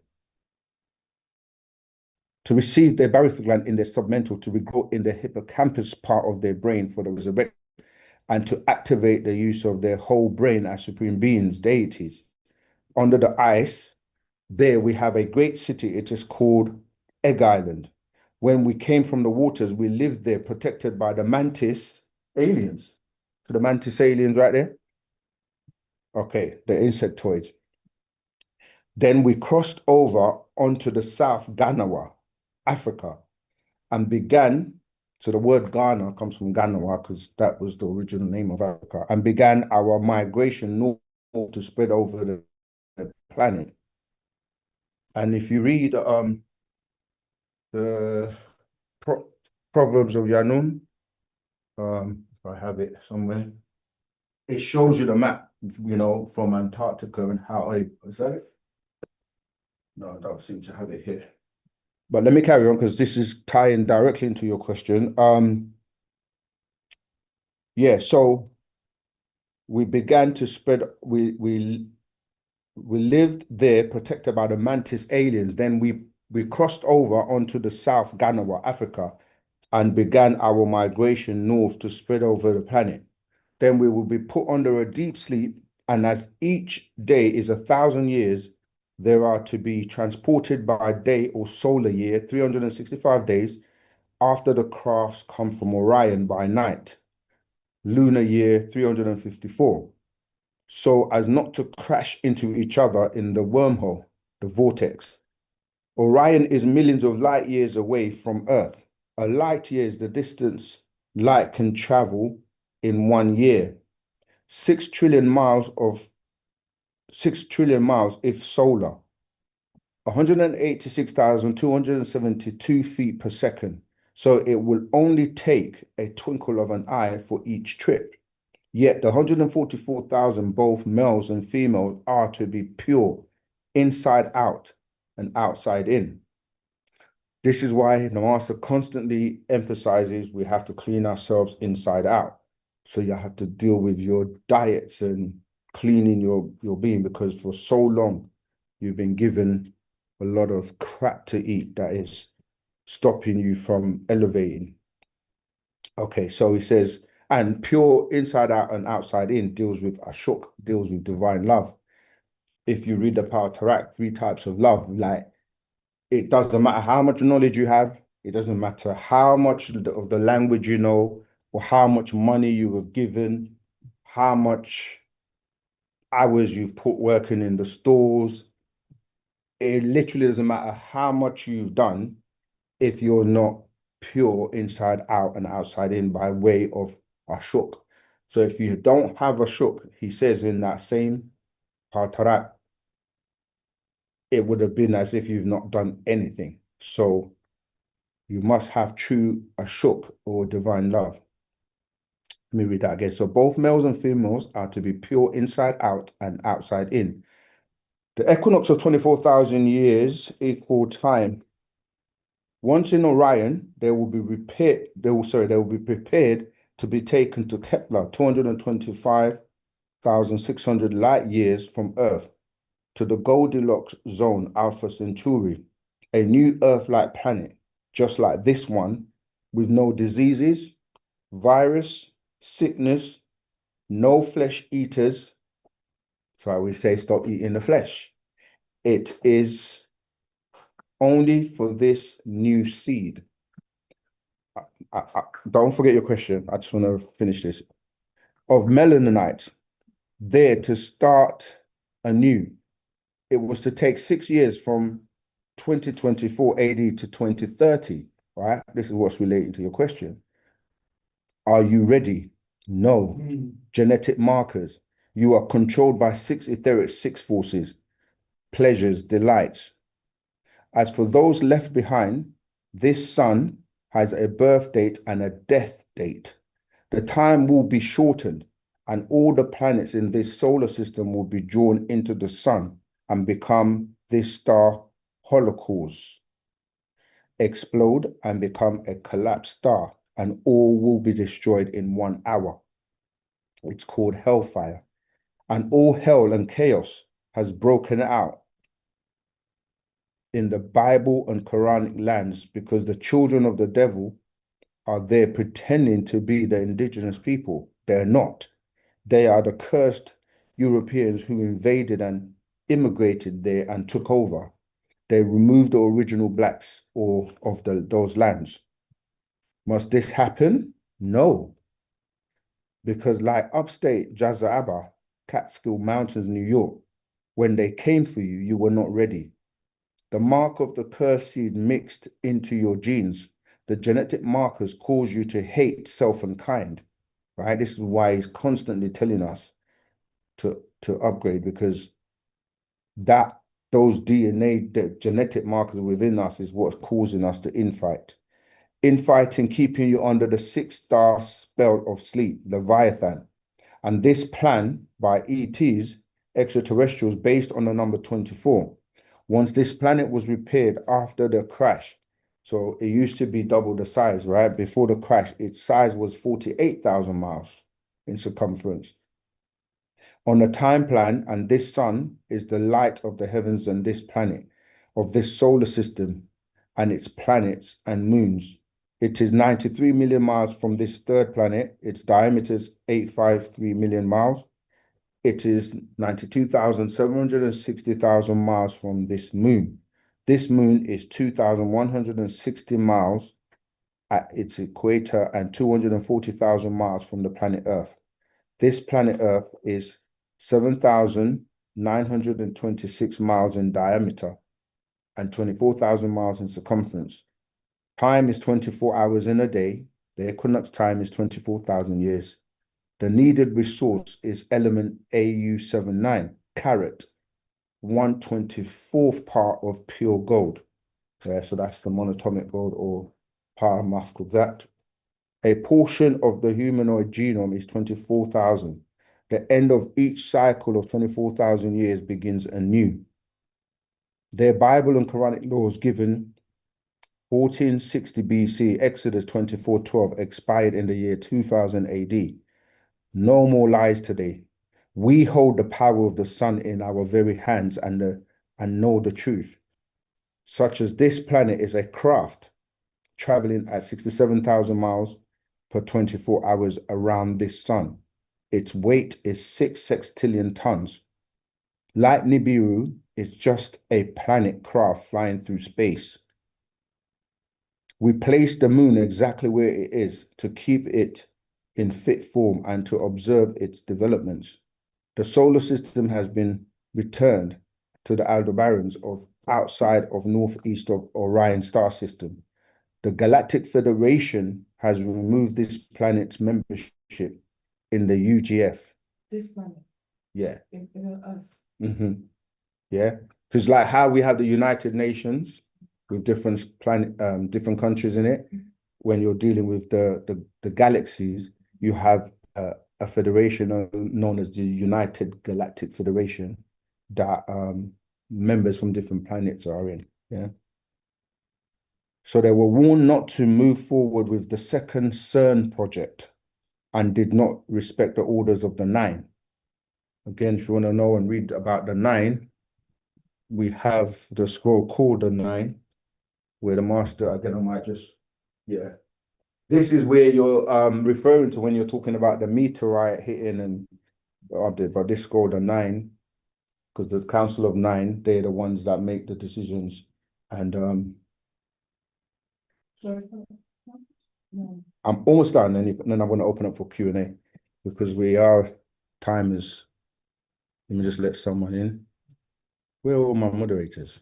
All right, so they were warned not to carry on. Remember, CERN, they're the ones that are carrying out experiments by smashing atoms together, right? And they did not listen and to the orders of the 9. It smashed the atom and ripped time and space, allowing many evil aliens to enter this dimension. The exit gate is now open, while all kinds of alien crafts are now being seen world over. Okay, I'm going to stop there. I know you had a question. The elder had a question. The sister has a question. The sister in the back has a question. So I'll let you all navigate and pass. Somebody come in on stage? I've got a few questions, but I'll stick with two. Okay, go ahead. What's the time, by the way? Yeah, it's 9 o'clock, so I might as well open up for. We may continue this because it's a large topic, but let's start going into Q&A. So I'm just gonna go off what you just read. The barrowfield land, Tua. the let's say object that's going to be inserted in the submental, is that to help grow the barrowfield land that's already existing, or is it a completely new device that's going to basically be the barrowfield land? No, yeah, it will be the barrowfield gland. Okay. Because what happened is when it was removed, it was surgically removed, and not in order to not to damage the nerve endings, they left pieces of it, yeah, Well, and another board. So because it's dangerous to put it back, they're gonna now put it in your submental and then connect it to that area, which is the hippocampus region of the brain where it was originally. So that's what they're gonna do. And they can do it. See, they're so advanced that they don't have to operate on you like if you went to a hospital today, they'll have to cut you up and all of that. That's primitive technology. They know about the fact that your body's porous, meaning that you have holes, and they've got enough technology and they can use like laser technology where they can actually, and they're so advanced that they can literally go like that and you think you're still awake but you're asleep, put it in you and you carry on with your life as normal and you wouldn't even know it's taking place. But if you are actually, as per that update, taken and transported to Antarctica, then they will do it there. well, Yeah. Some people are being born with it. So some had it already and it was removed. Some have it and it's not activated and it can be reactivated. Some children and some adults are being born with it. And they may not know they have it and it needs to be activated. And you know how, what's the word I'm looking for? Like your abilities and the things you do will tell you. And sometimes people start to trip because everybody obviously well, not everybody, lots of people want to claim things. Like when we talk about the golden children, everyone tries to claim that they're a golden child. But if you follow the criteria that is stated in the scroll, you can eliminate whether or not you are a golden child or not. And with every golden child, there's also a fire child. So some people are fire children, but believe or think they're golden children. And so, yeah, that's why the master said, don't claim it, don't force it. If you are, you are. And he needs to actually touch people to activate certain, you know what I mean, powers within them. He has touched certain people already. So again, that's another thing you can go, have I ever touched the master or has the master ever touched me?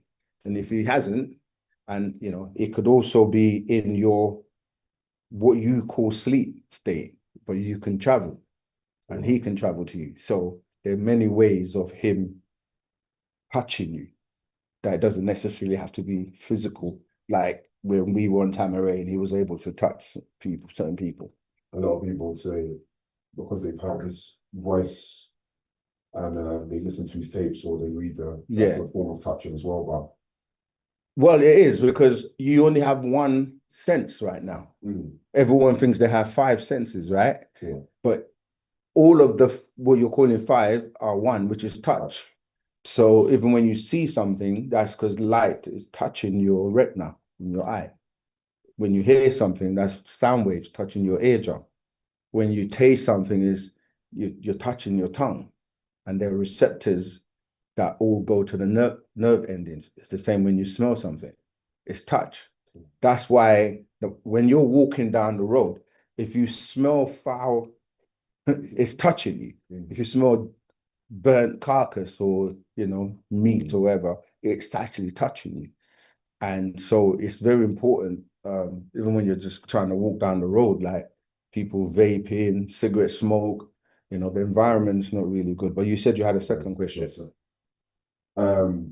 was going to go with something else, but I'll go with this. It was mentioned a few times satellites, so I think it's Europa being a satellite of Jupiter and Sirius B being a satellite of Sirius A. What is a What is a satellite? Yeah. Okay, so our moon is the satellite of the planet Earth because it's caught up in the gravitational pull of the planet Earth and it rotates around the Earth. So the word satellite can be used in many ways. Like you have satellites that are launched into the space, like Elon Musk has a gazillion satellites, and these satellites are orbiting. So a satellite can be looked at as, let's say this is the center of a business or a head office, and then you have different branches somewhere else that are connected to the center. They will be like satellites to that, to the main or central branch. You follow me? So our headquarters at the moment is in New York, and all the stores are satellites of the main headquarters, if you like. But when you look at it with planetary bodies, you're looking at like we could even say our planet and the other planets within our solar system are satellites of the sun. You follow? So a satellite could be, because when I think of the Sirius A and B, I'm thinking of them being stars or suns. So could it still? Yeah, because they're not. They're like, So okay, anything that they needed to be, basically. Yeah, I mean, meaning that if it's revolving around one thing, then it's a satellite of that thing. You follow? Wow. Yeah. All right. Subsystem. Yeah, you could say that. Go ahead, Zamata. Sister. Sister, thank you. Okay, quick. It was going back to the year. It was a quick question. Yeah. The year that the Earth's membership was revoked from the UGA. Right. You just want to know the year? Yeah. 2020. Let me just make sure I give you the I think it was 2024.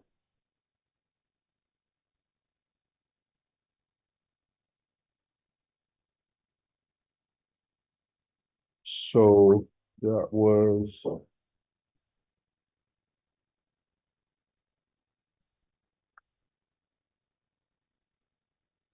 yeah,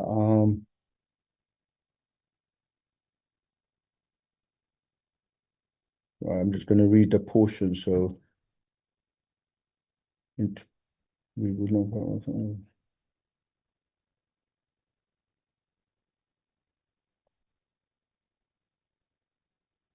Right.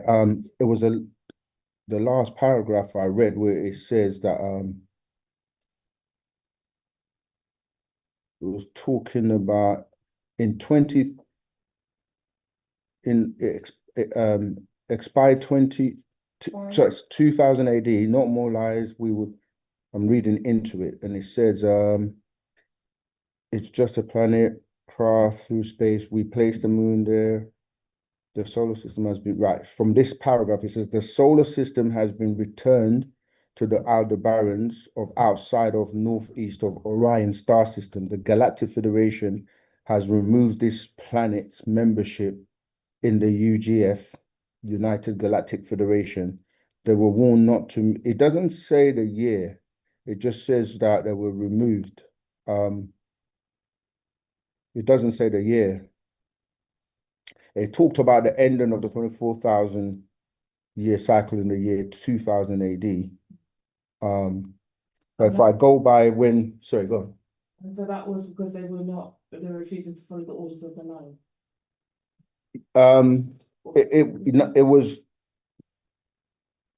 It doesn't say, let me just read it so we can be clear. So it says, the end of each cycle of 24,000 years begins anew. Their Bible and Quranic laws given 1460 BC, Exodus 24:12 expired in the year 2000 AD. No more lies today. We hold the power of the sun in our very hands. We know the truth, such as this planet is a craft traveling at 67,000 miles per 24 hours around this sun. Its weight is 6 sextillion tons. Light Nibiru, it is just a planet craft flying through space. We place the moon exactly where it is to keep it in fit form and to observe its development. The solar system has been returned to the Aldebarans of outside of northeast of Orion star system. The Galactic Federation has removed this planet's membership in the UGF, United Galactic Federation. They were warned not to move forward with the second CERN project and did not respect the orders of the Nine. It mashed the atom and ripped time and space, allowing many evil aliens to enter this dimension. The exit gate is now open wide. All kinds of alien crafts are now being seen worldwide. It doesn't say. Yeah, but it would have been, 2000. yeah, after, it was definitely after 2000, because I remember there's another update I think if I can find it with Things like they basically, when they were trying to split atoms and stuff, they opened portholes. that's right. That basically. Yeah. And there are people who have seen beings that they describe as shadow beings, and all sorts of beings. Remember, there was something in America where people literally saw beings at a mall and stuff, and some people were saying it's a hoax, but these are the types of things we're talking about. We're now portals. The past couple of years. Yeah. This is portholes as well. Yeah. There have been loads of sinkholes. Yeah, because a lot of beings are leaving the planet as well, because they see what's coming, and a lot of them know that their time is up, so they have to leave. They're scattering.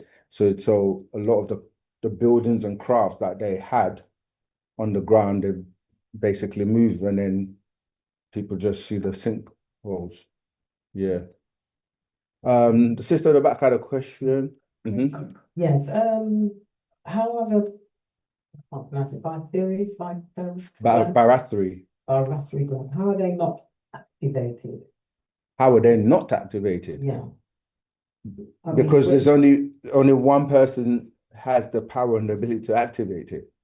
right. So What you can do is prepare your being for it, and this is what the cleaning yourself inside out is about, because you do have energy centers that people refer to as the chakras, and the masters explained to us as Nagaru Negoids that we have 9, but all others only have 7.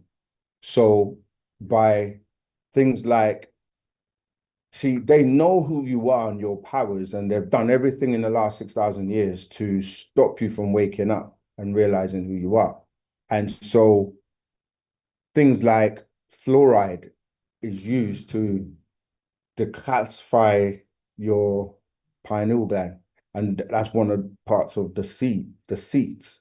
So by you've got to activate all of them. So the heart seat deals with what we're talking about, ashuk and divine love. This is why when we go back to the laws of Ma'at, they weigh your heart against the feather symbolically to see that you don't have a heavy heart. Because some people hold on to things, grudges and all kinds of stuff, they never let go for years. And that's energy that is trapped within you. You know, there's other things like traumas that people have been through, the lust and the greed and the jealousy and the anger, and all of these are the 9 mental diseases that you have to eradicate to prepare yourself, and by your actions as well as your intentions. Because people think that it's just about your action, but your action can be false.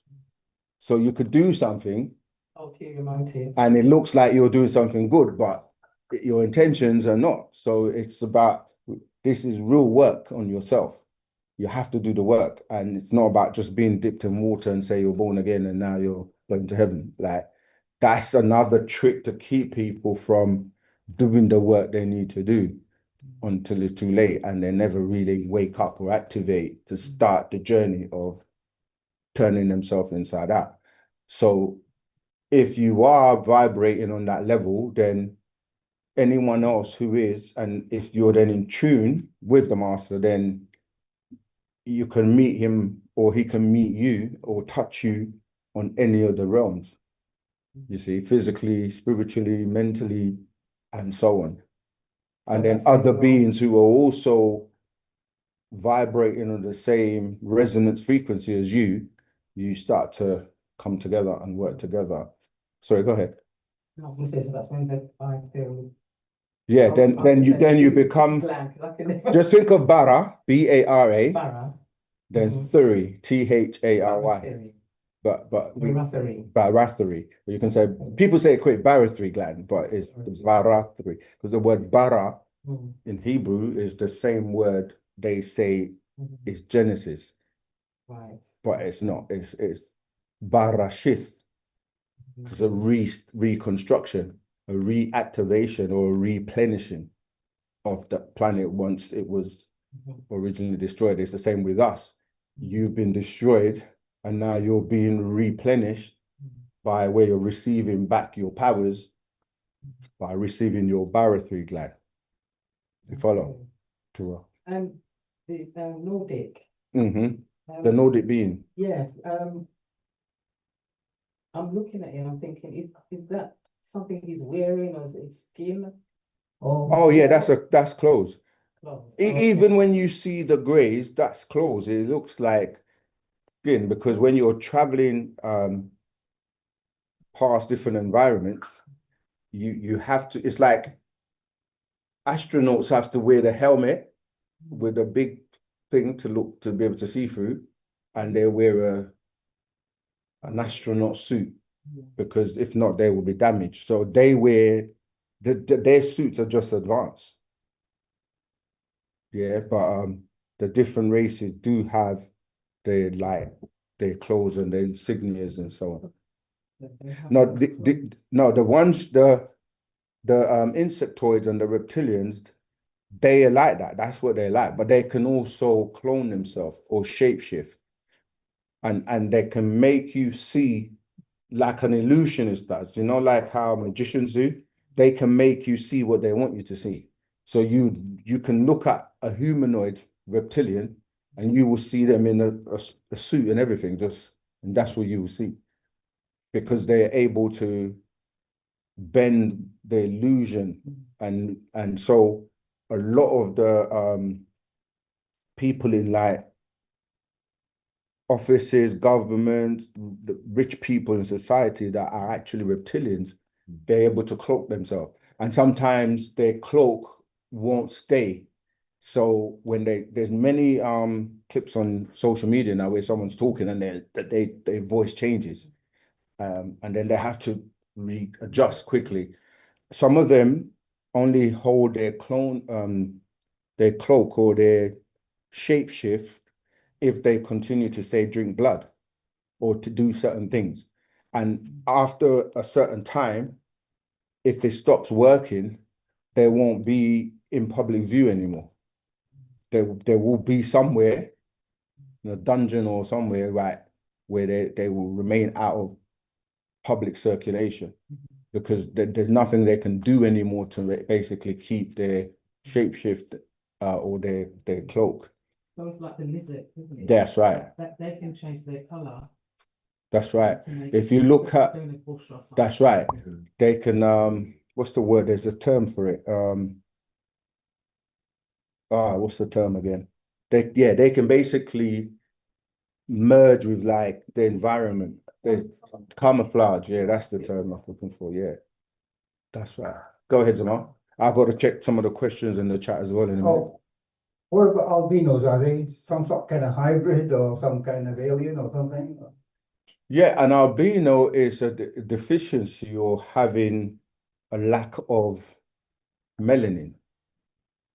You see, so the being that people call Adam is Canaan, right? Canaan, or they say Canaan. People mix up Cain, as in Cain and Abel, who are the Cainites, from Canaan, who was the son of Ham. Oh, Yeah, who are the Canaanites, who he had many wives and many children. In fact, yeah, let me show you. So he had, there you go. Yeah, if you have this scroll, this is Leviathan 666, the beast as the Antichrist. I'm going to show you on page 337 going forward. Right, this is him here, and he was an albino before he was cursed with leprosy. Yeah, showing all the people online. And Who is that? Canaan, All right. Canaan, right? 326 to 1660 BCE, son of Ham and Halima, right? And he had Salha, which was his sister and his wife as well. And then he had a wife called Shingara, who was an Anakite. Yeah, the word Anakite, or you hear Anakim, ties into the Anunnakis. Yeah. Right? He also had Hilda, who was a Horite. He had Hitara, who was a Flugerod. Right? These are all his wives. And again, you can see their pictures in our scrolls, because people always say, oh, the master only put black people pictures in there, but that's not true. Right? So these are his wives and their children and how they tie into the 11 sons of Canaan. Yeah. I'm going to quickly run through some of them. Well, he had 11 children. They're not. Sidon was one of his sons. Samat was the wife of Sidon. So when you hear names like, I'm going to show, in fact, there's a diagram here. Yeah, in fact, I'll just go to the diagram because it shows you, like when we use names, yeah, there's a table in here on page 347 where it gives you the language, the pronunciation, the meaning and description, and which demon they are, and then the wife's name. So, for example, when we say, you hear us say things like the Jebusites or the Amorites or the Archites and Sidonites, and these are all of his lineage. I'm not going to go, do you want me to really go through all of them? I thought there were 13 sons, 13 children. No, 11. 11? Yeah. I'll tell you where you can even find that. So yeah, see, I just mentioned Jebusite, which is the Euro Jews, Polish or Amorites, Americans, British, and Spaniards. Then you got the Spaniards are the native inhabitants of Spain. They are the Canaanite race and are not to be confused with our Latino brothers and sisters who are Negroid, who inhabit Mexico, Puerto Rico, the Central America, Guatemala, Cuba, Santa Domingo, Panama, Costa Rica, Nicaragua, South America, Guyana, and Uruguay. Yeah. Number 3, the pale race should also refer to you by name, Negroid. Negroids through time have mixed their seed with the cursed seed of Canaan, and as a result, they are now known as Sicilian, Southern Italians, Koreans, Japanese, Indonesian, Pakistanians, Malayans, Eskimo, some Chinese and East Indians. They are black, although they have violated the commandment of Yahuwah, Genesis 24:3. They are not the sons of Canaan, even though they've mixed blood with them.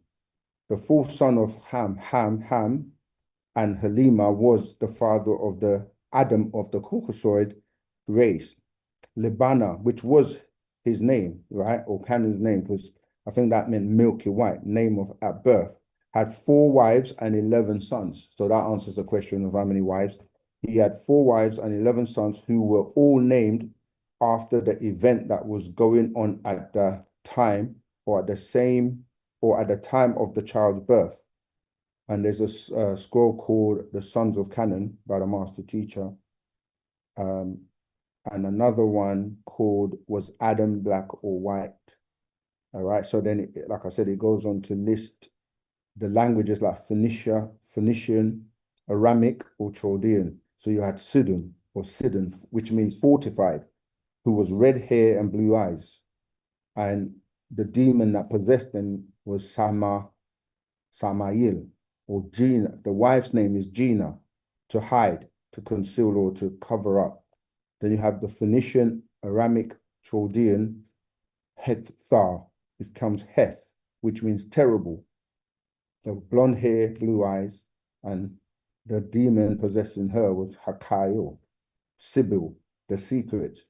Then we go into the Phoenician Aramic Chaldean language, which is Al-Yabusi, which becomes Jebusite, dryness.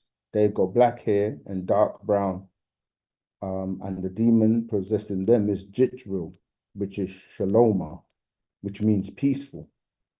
The Phoenician Aramic Chaldean name, Al-Amuri, became Amorite, yeah, which means mountain dweller. White hair, white eyes, and it gives you the demon that possessed them. Asmodeus becomes Dina, which means in debt. Then you have Alji Jashi, this is Girgashite, which means rough ones. They got light brown hair, grey eyes. The demon possessing them is Gul, and the wife's name is Kama. And it goes on and on through the Havites, the Arkite, the Sinites, the Arvadite, the Zemarites,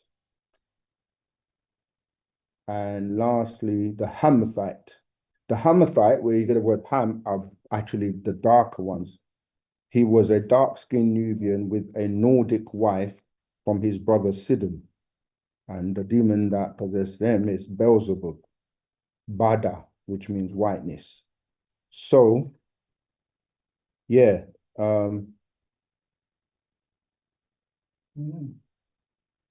Yeah, I could read, there's a lot of it, but I'm going to stop there. Right, any more questions? Before we take more questions from the class, let me see if there are questions in the chat because we're neglecting them. Which one? The one I was just reading.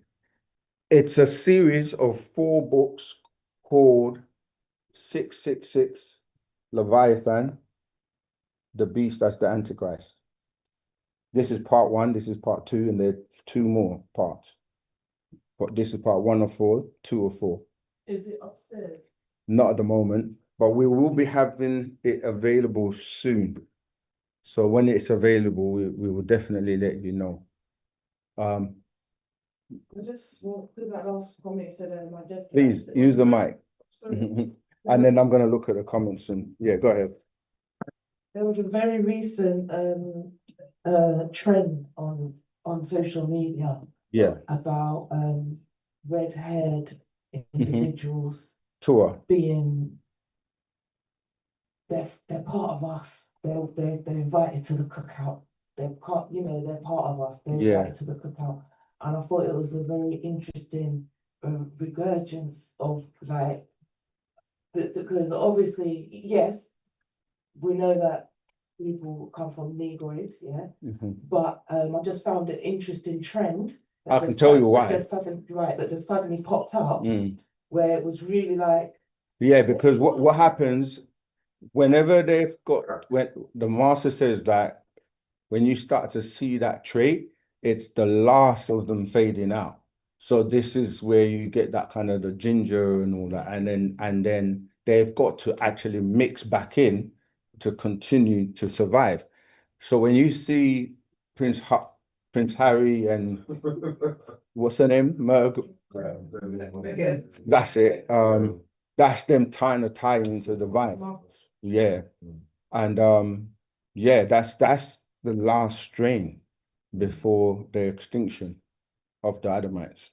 So they will promote that. Even if you look at cartoons, there were lots of cartoons or movies, even if you look at the Avengers with what's her name? Steve?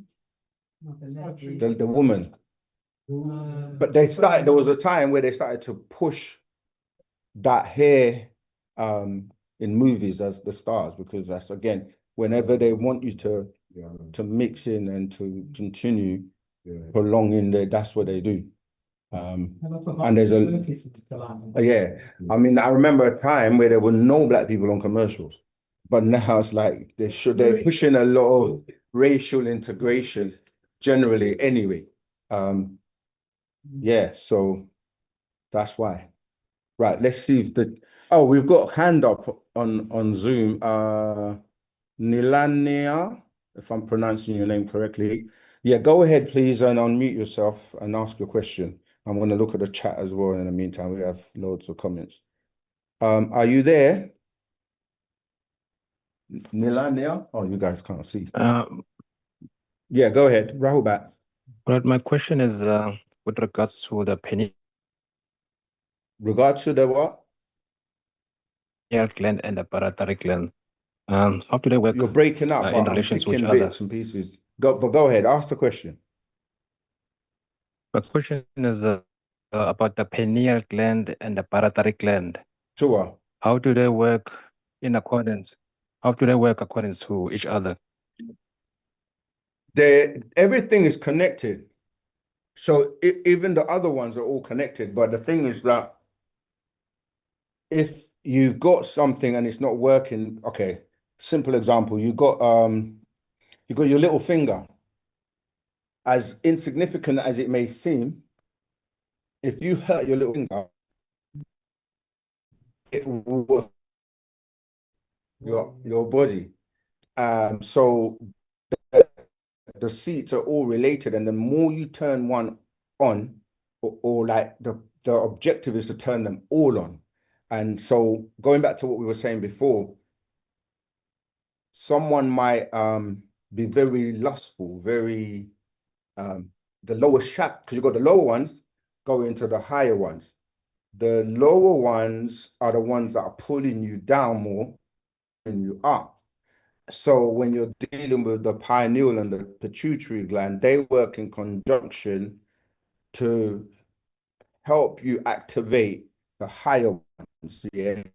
So they're all connected, but some are not on. So if you have this is another good example. Say you got 5 light bulbs in your ceiling. They're all gonna give you light for the room, but one light bulb might be dead, or a few of them might be dead, but the others are still on.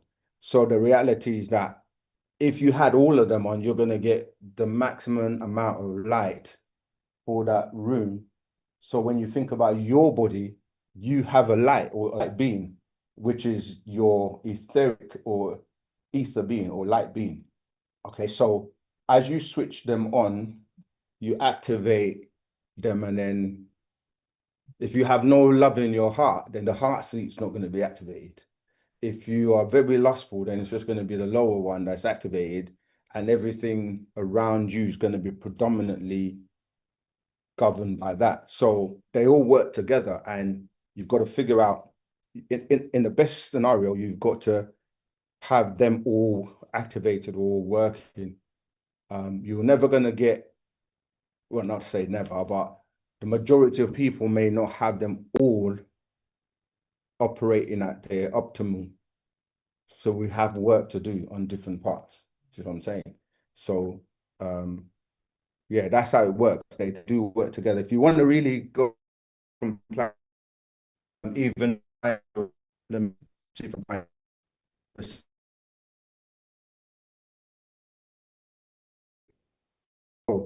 Or in another question, somebody might ask a question that goes into more details.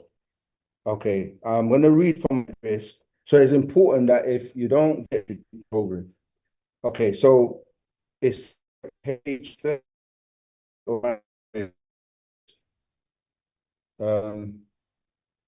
Read from where it talks about the 4 higher senses, right? So it says these four higher senses were 1, telepathy, 2, clairvoyance, 3, intuition, and 4, psychometry. These higher senses are what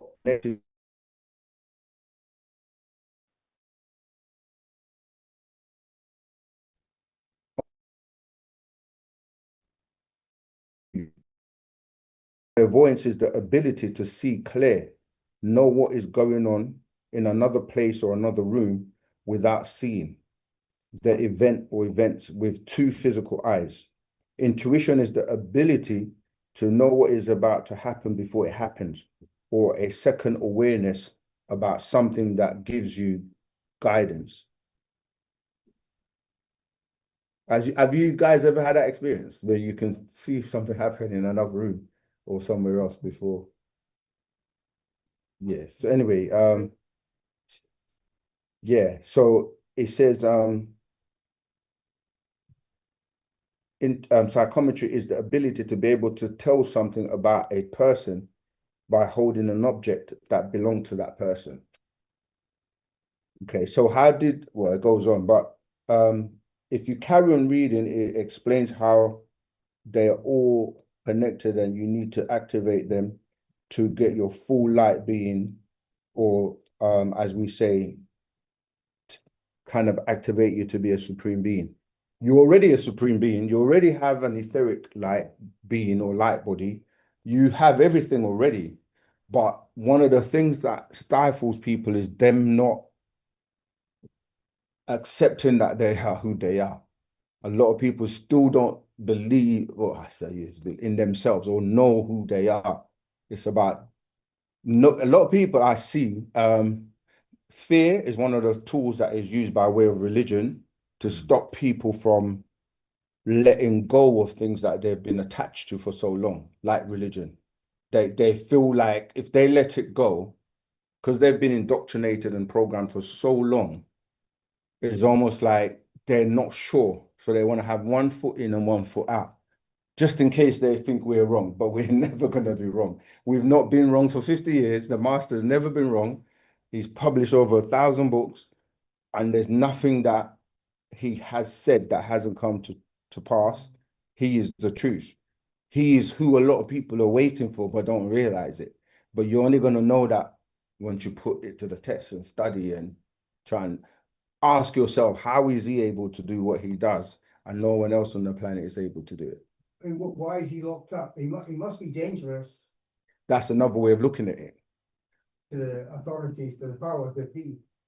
That's why we say, what, like, I mean, our new flyer even goes into like the whole, like, there were so-called had him on surveillance for years before the case that they brought, okay?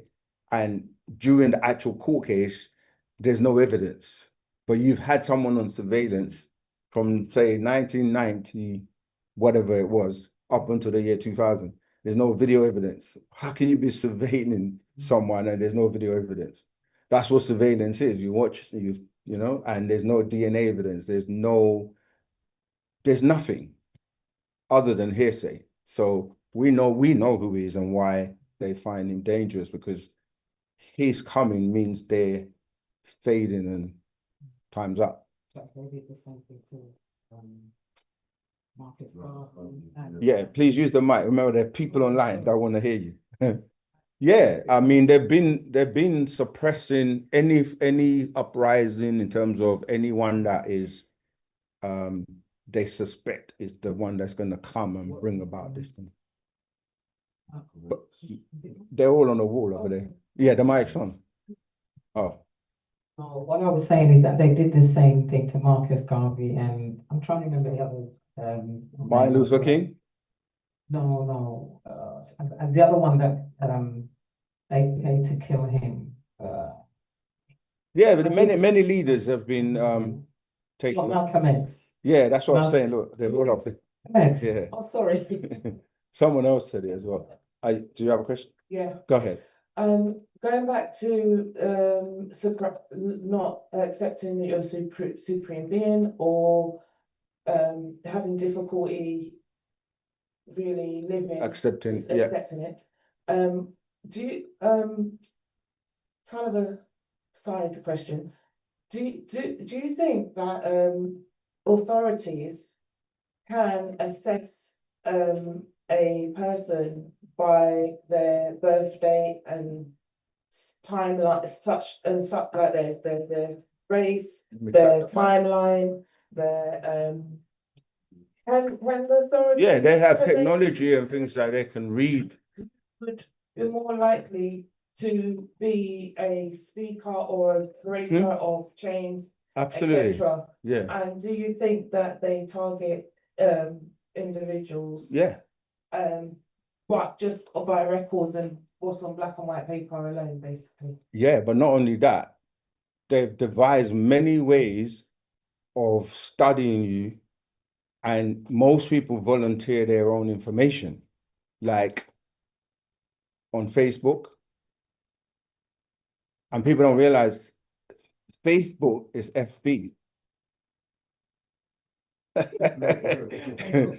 didn't have to say the word, but you see what I mean? Like, if you look at its origin and how it came about and so on, but not only that, people go and give their DNA to all these, let me find out where I'm from, data banks where people are giving their DNA to. We just read in The Man from Planet Risk how they take your cell or your DNA and they can clone you and manipulate you, right?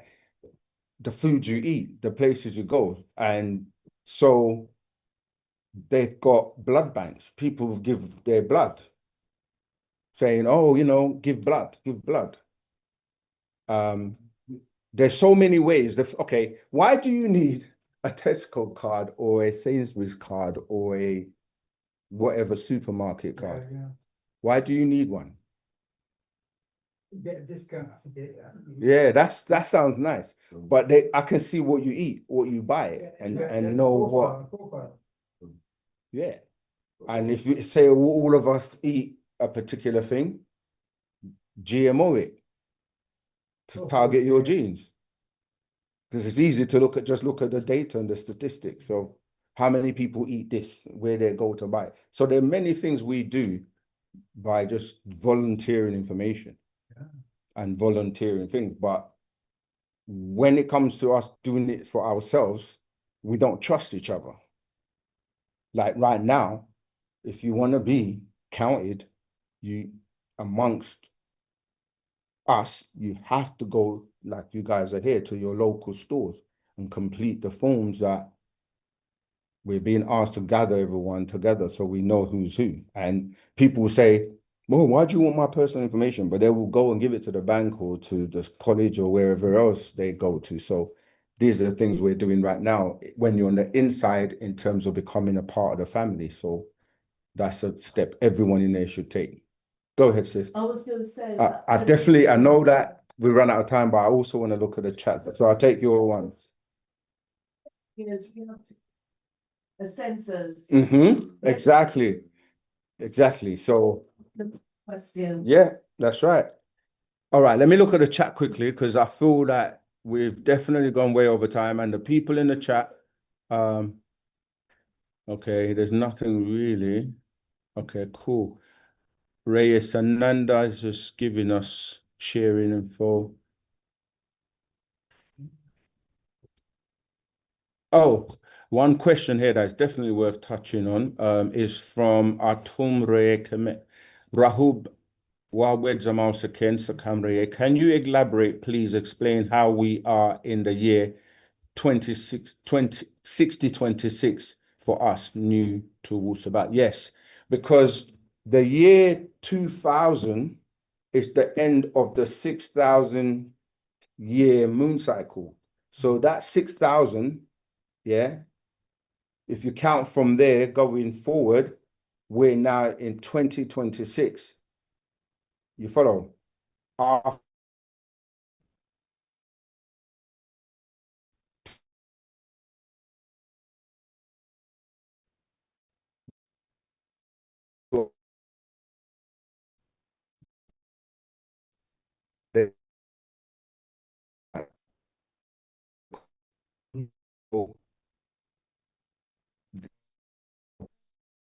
It's within sacred. All right, that one. So